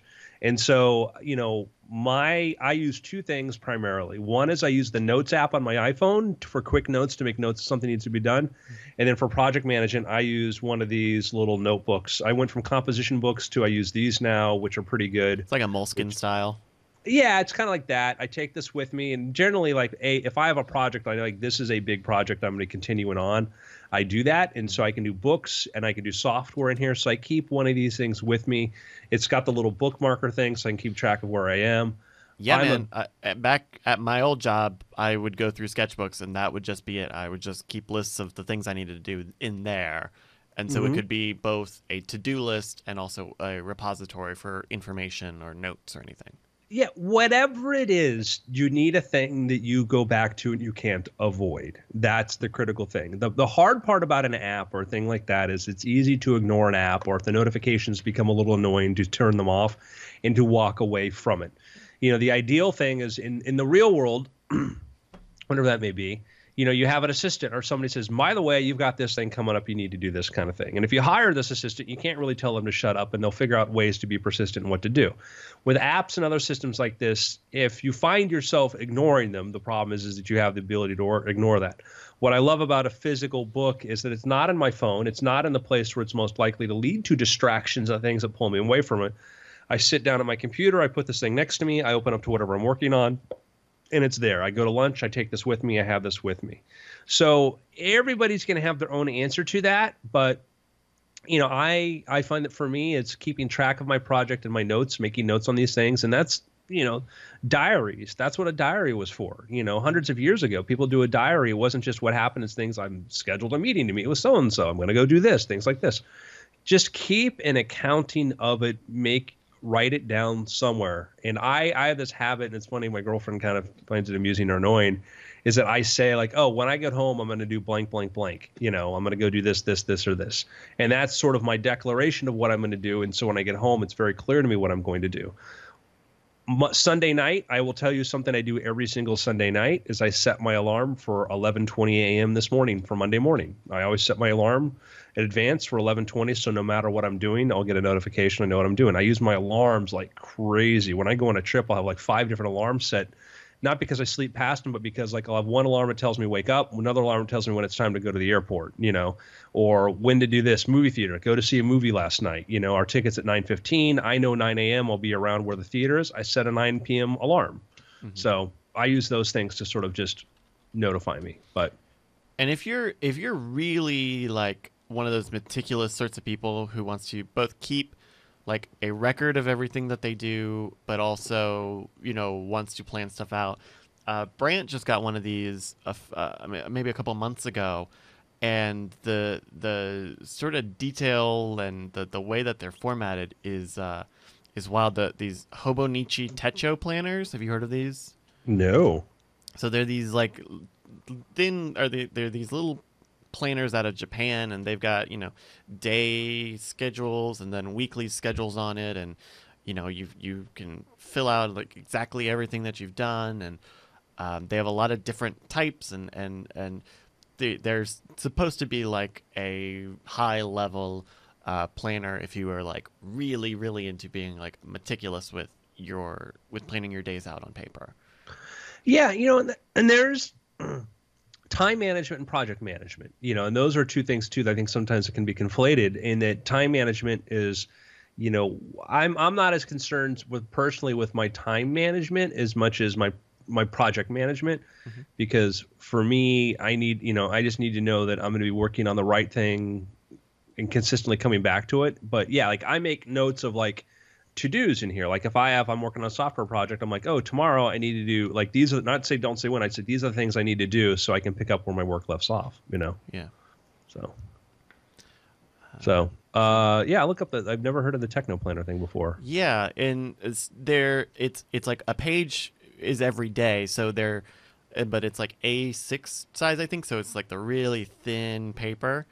But it's all like in a, showing up as a grid, and you get boxes, and it'll give you, little things like the moon and whatever. Yeah, it's a lot like Day Runner, a lot like that was. Yeah. But it's fascinating because the idea that it's lighter and thinner is kind of a fairly key to like, the best camera to take a great picture is the camera you got on you.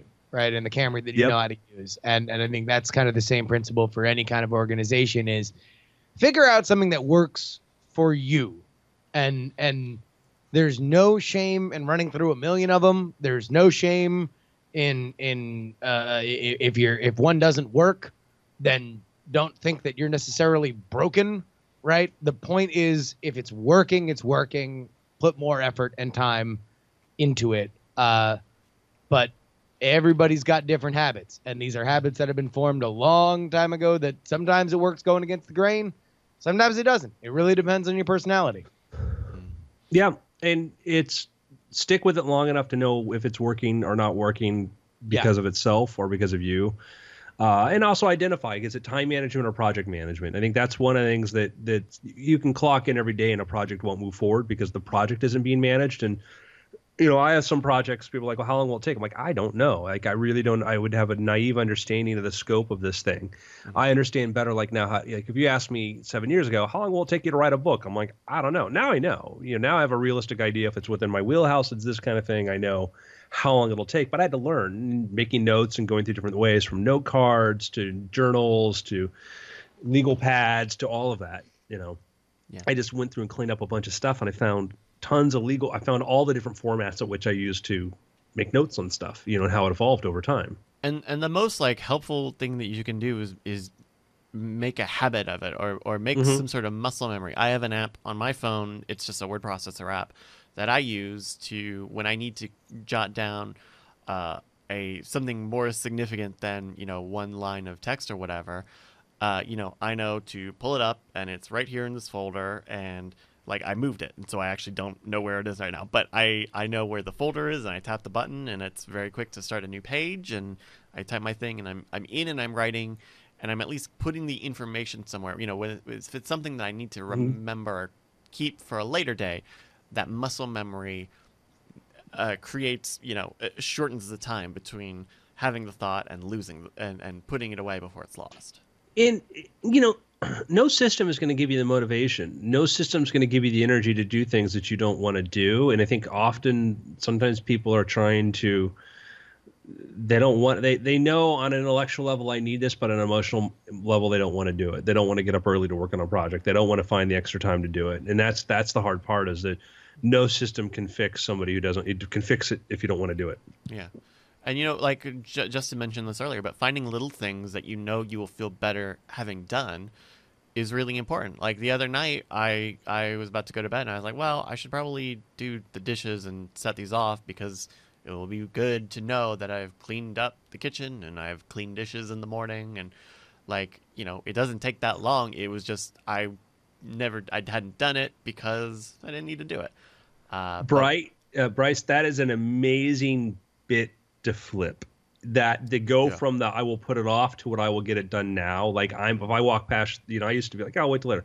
If I walk past the sink and there are dishes in there, I wash them. Like there's things like there's some things I haven't flipped that bit on, but that is an amazing one of just in general of let me get this all done now. Let me just get this all out of the way so it's not looming and in my head and taking up headspace. Yeah, and like once for part of it, like this was like last night for me, it was like I know I will feel good having done this. Like you need to trust that you will feel good having something completed, especially small things, which can be menial or rote and are very I'm going to clean up the dishes, or I'm going to put my clothes away, and I'm going to feel better knowing that I don't have clothes everywhere, and I enjoy looking at this room when it's not so dirty. Like getting into trusting the feeling of accomplishment afterwards is helpful in that too. Yeah. I heard a great phrase. It was like, if it's not worth doing right, then maybe it's not worth doing. Yeah. There's another thing too. It's like, well, just being able to say no too. This is a very interesting question from one of our listeners. And he says, once you come out of the scene with your creative endeavor, and that endeavor happens to be linked up with the self-help category, can you ever really undo that label and just do your creative work? Back on this question, my therapist recently requested that I be a speaker for her class at a university where she teaches psychology courses. I was diagnosed with bipolar 1 in early 2017, and she has told me that I have a way of telling my story with such articulation that it could help people better understand the disease. She wants me to also consider drafting a TED Talk, all in preparation to compose a book that she thinks I should write. I'm a creative person concerned that if I go public with my experience and self-awareness, that I will forever be branded in the self-help category, and I might also lose opportunities for making art professionally. Thoughts on the self-help card? There's a lot here. Yeah. I'm going to say this right now. Your therapist has different motivations than you do. Your therapist's goal is to try to help fix people, and often just to help people fix themselves. Okay. That is your therapist's goal. That is your therapist's job. That is the most important thing to them is this. And here's an example of you who are somebody who's been able to articulate what you went through and what you're able to do. And they like this example, and that could help them to their purpose of trying to help people, whatever. It's great.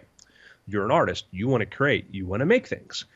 While, yes, this could possibly be helpful to other people, it could be instrumental to these people, but is that your primary drive? And I wouldn't be, I would wonder, one, there's a pro and con to this. Okay. The one is being attached to self-help, not necessarily bad by itself, but do you want to go public with what you've gone through? And maybe there's reasons to say that, no, I don't want to do this because you don't want to deal with the prejudice of people. Mental illness is still one of these things that is just, it's heavily stigmatized, unfairly so. It doesn't get the attention that it should be.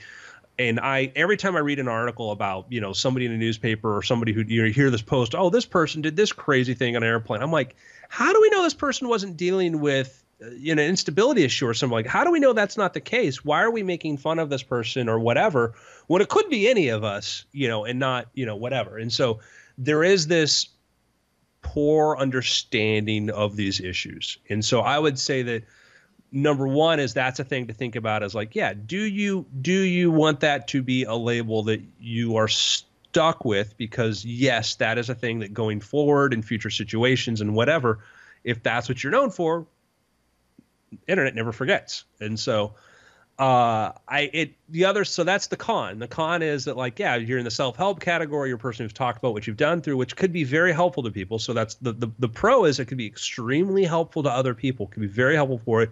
And it might lead to opportunities. It might lead into, hey, this is a thing that's of interest for me. This is a thing that, because I was able to talk about this, I got invited to speak and do things that I wasn't invited to do before. That's the other side of it.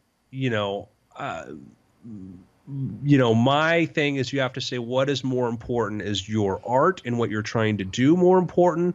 What you're doing with your creativity, and maybe this is, you focus on your creativity and your art now, and then later on you bring your message and you help people out with that. That might be my strategy, is say, yes, you could do this. Now's not the time. That would be my inclination. Yeah, the person is worried about being branded a self-help sort of person, and I think that I don't know. I would say I don't think you should have, that should be something to worry too much about.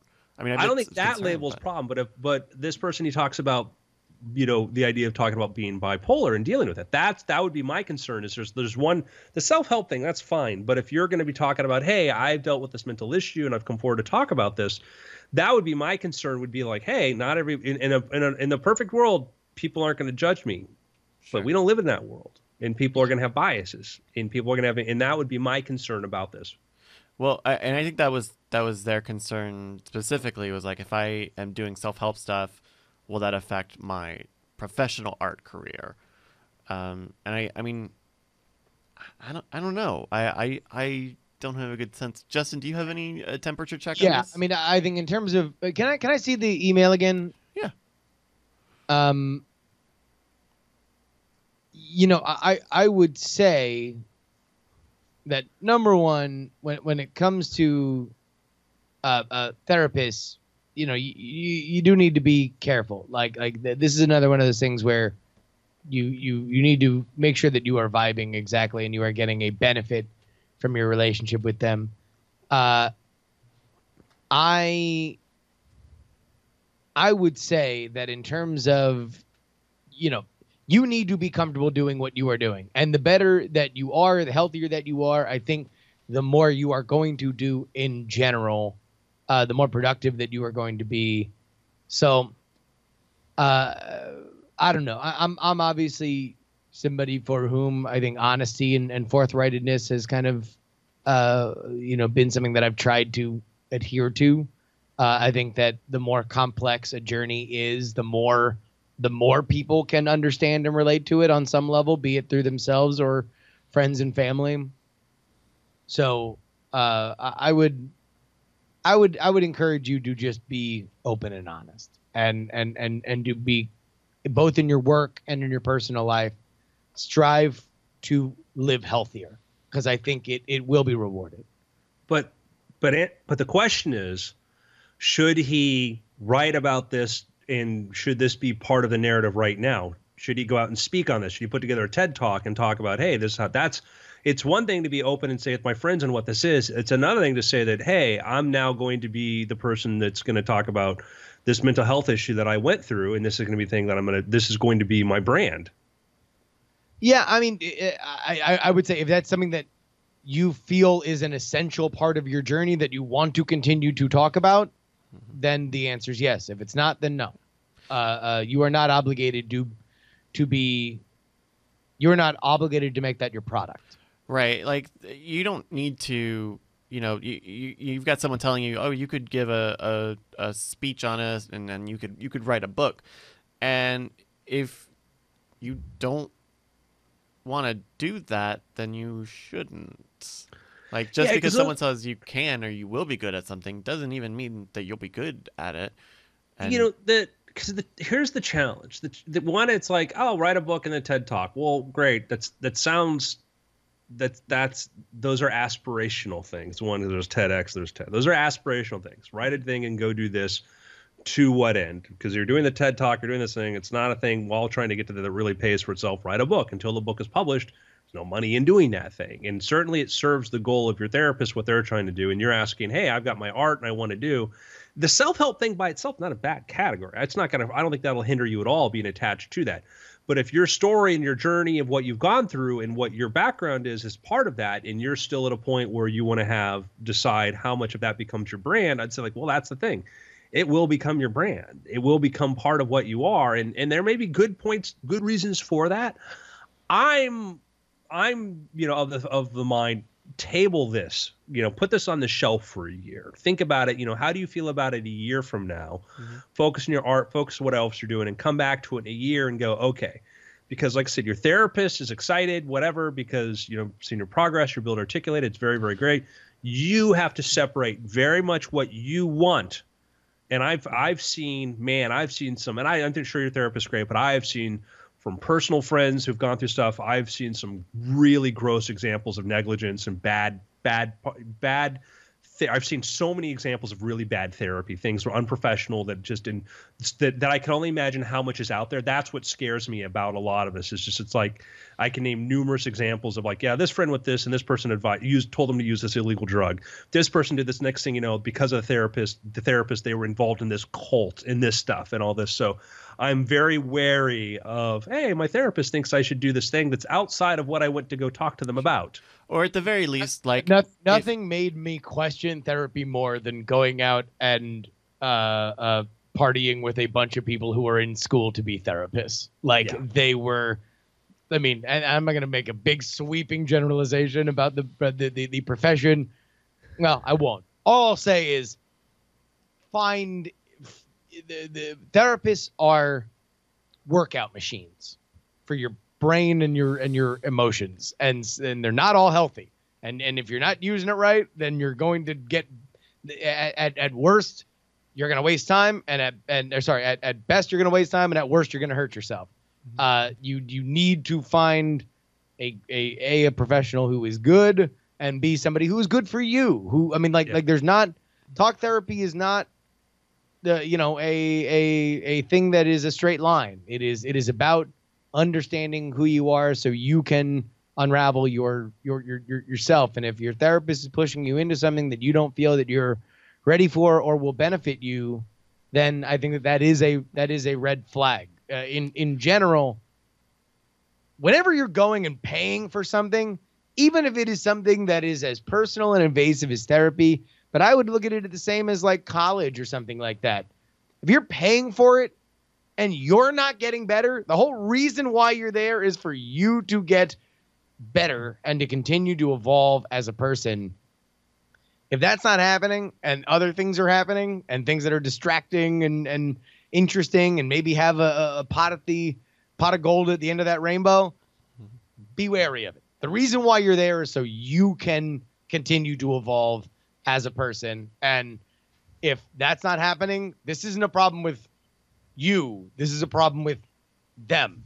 Then as professionals, that profession is there to move you along in a healthy mental capacity. And, going back to some advice Andrew just gave, is like, if you wait, if this is something you would like to do and you're worried about it affecting your creative, whatever, professional arts, like, go and do that first. Like, your story about, overcoming being diagnosed bipolar will only continue to be supplemented by your further advances in the thing in the field that you really want to do.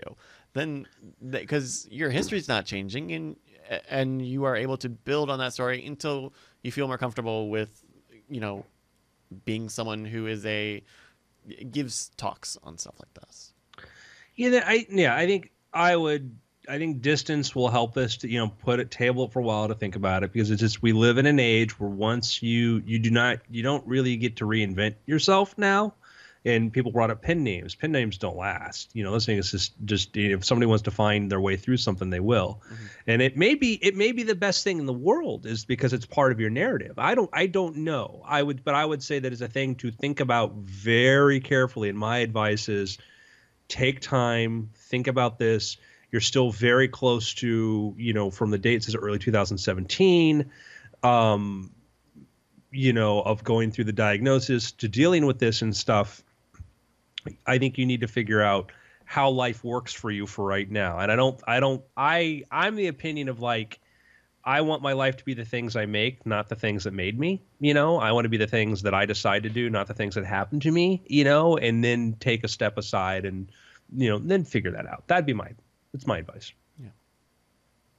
So, for what it's worth. And by anybody who's, you know, again, therapy, dealing with things absolutely is very, very helpful. But understand that there are good therapists, there are bad therapists.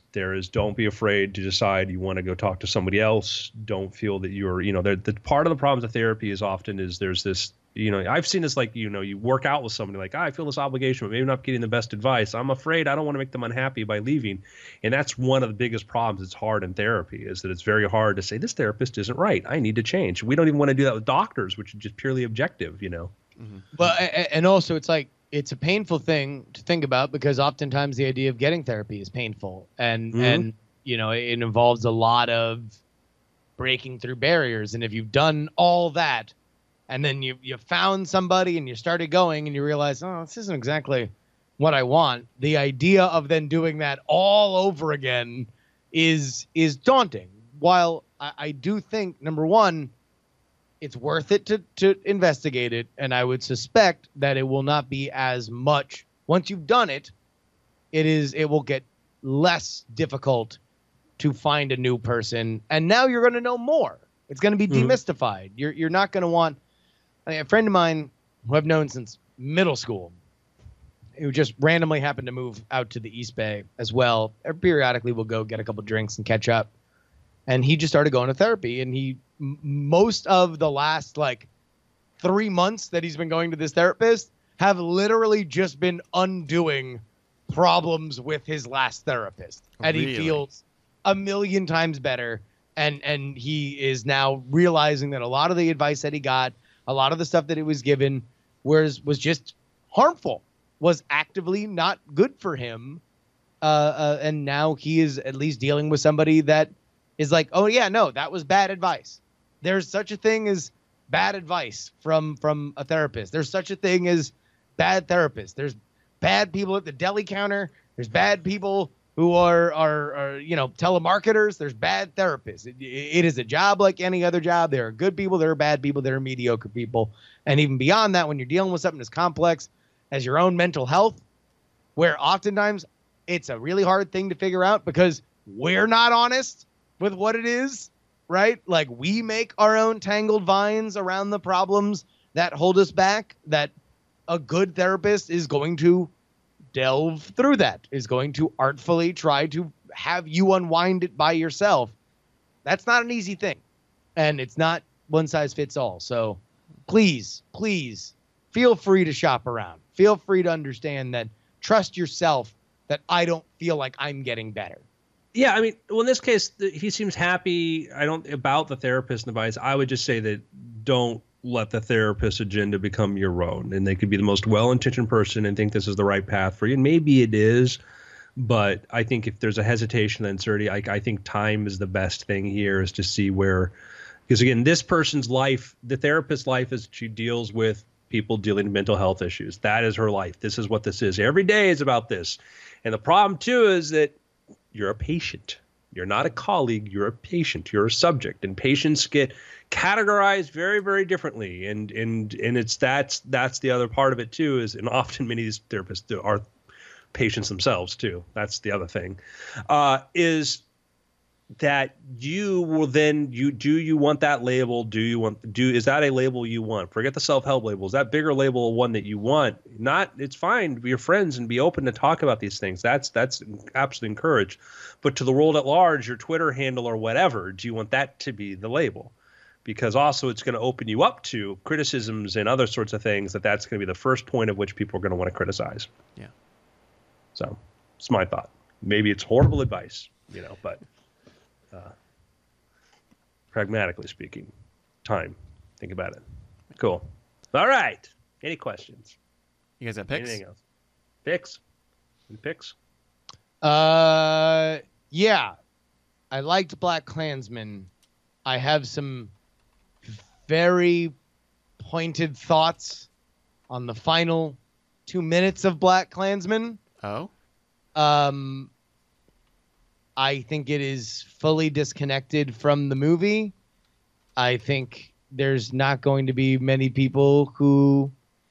Well, look, he's Spike Lee. I'm not going to shock you to say that he wears his politics on his sleeve. I think that Spike Lee's... you could make an argument that with Get Out and Sorry to Bother You and Blind Spotting and literally every trailer before the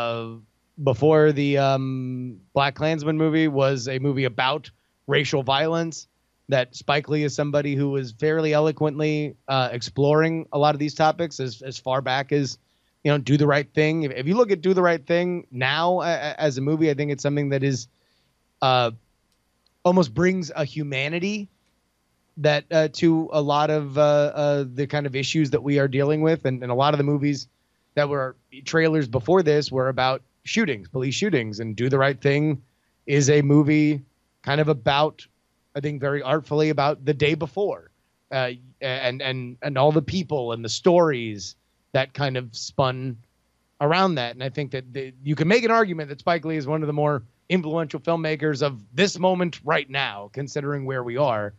That being said, as I think has been a valid criticism of Spike Lee movies in the past, certainly the present and probably the future, sometimes he can get a little overboard on some of it, and I think it detracts from the movie. So I will say that the movie itself is a really credible, interesting, well put together, extraordinarily well shot buddy comedy between our main character, who I didn't know was Denzel Washington's son until after I had seen the movie, and Adam Driver, and Steve Buscemi's brother, who I thought was Steve Buscemi the entire movie. But yeah, it is really, really great. But man, there's a decision made literally right before you walk out of the theater that I thought was anywhere between gratuitous or disrespectful. ooh, alrighty. I have a pick. I raved about this probably a few months ago, and they've put out a sequel, and it is Picross S2. They went and did it again, fellas. Picross is a logic game. It's a logic puzzle game, and you fill out rows and columns of X's and marks, and you come up with little pictures. You draw little pictures. Picross S2 is a lot of the same, but they also have this thing called Clip Picross. So as you fill out regular puzzles, you also unlock these other larger puzzles that are part of a larger series. And once you put all of those together, they come together to form this huge image. And there are a couple of those, and it's got some multiplayer stuff. The multiplayer is really interesting if you get someone who also knows Picross logic stuff, because then it's just a race to see who can get the most right marks on any given puzzle.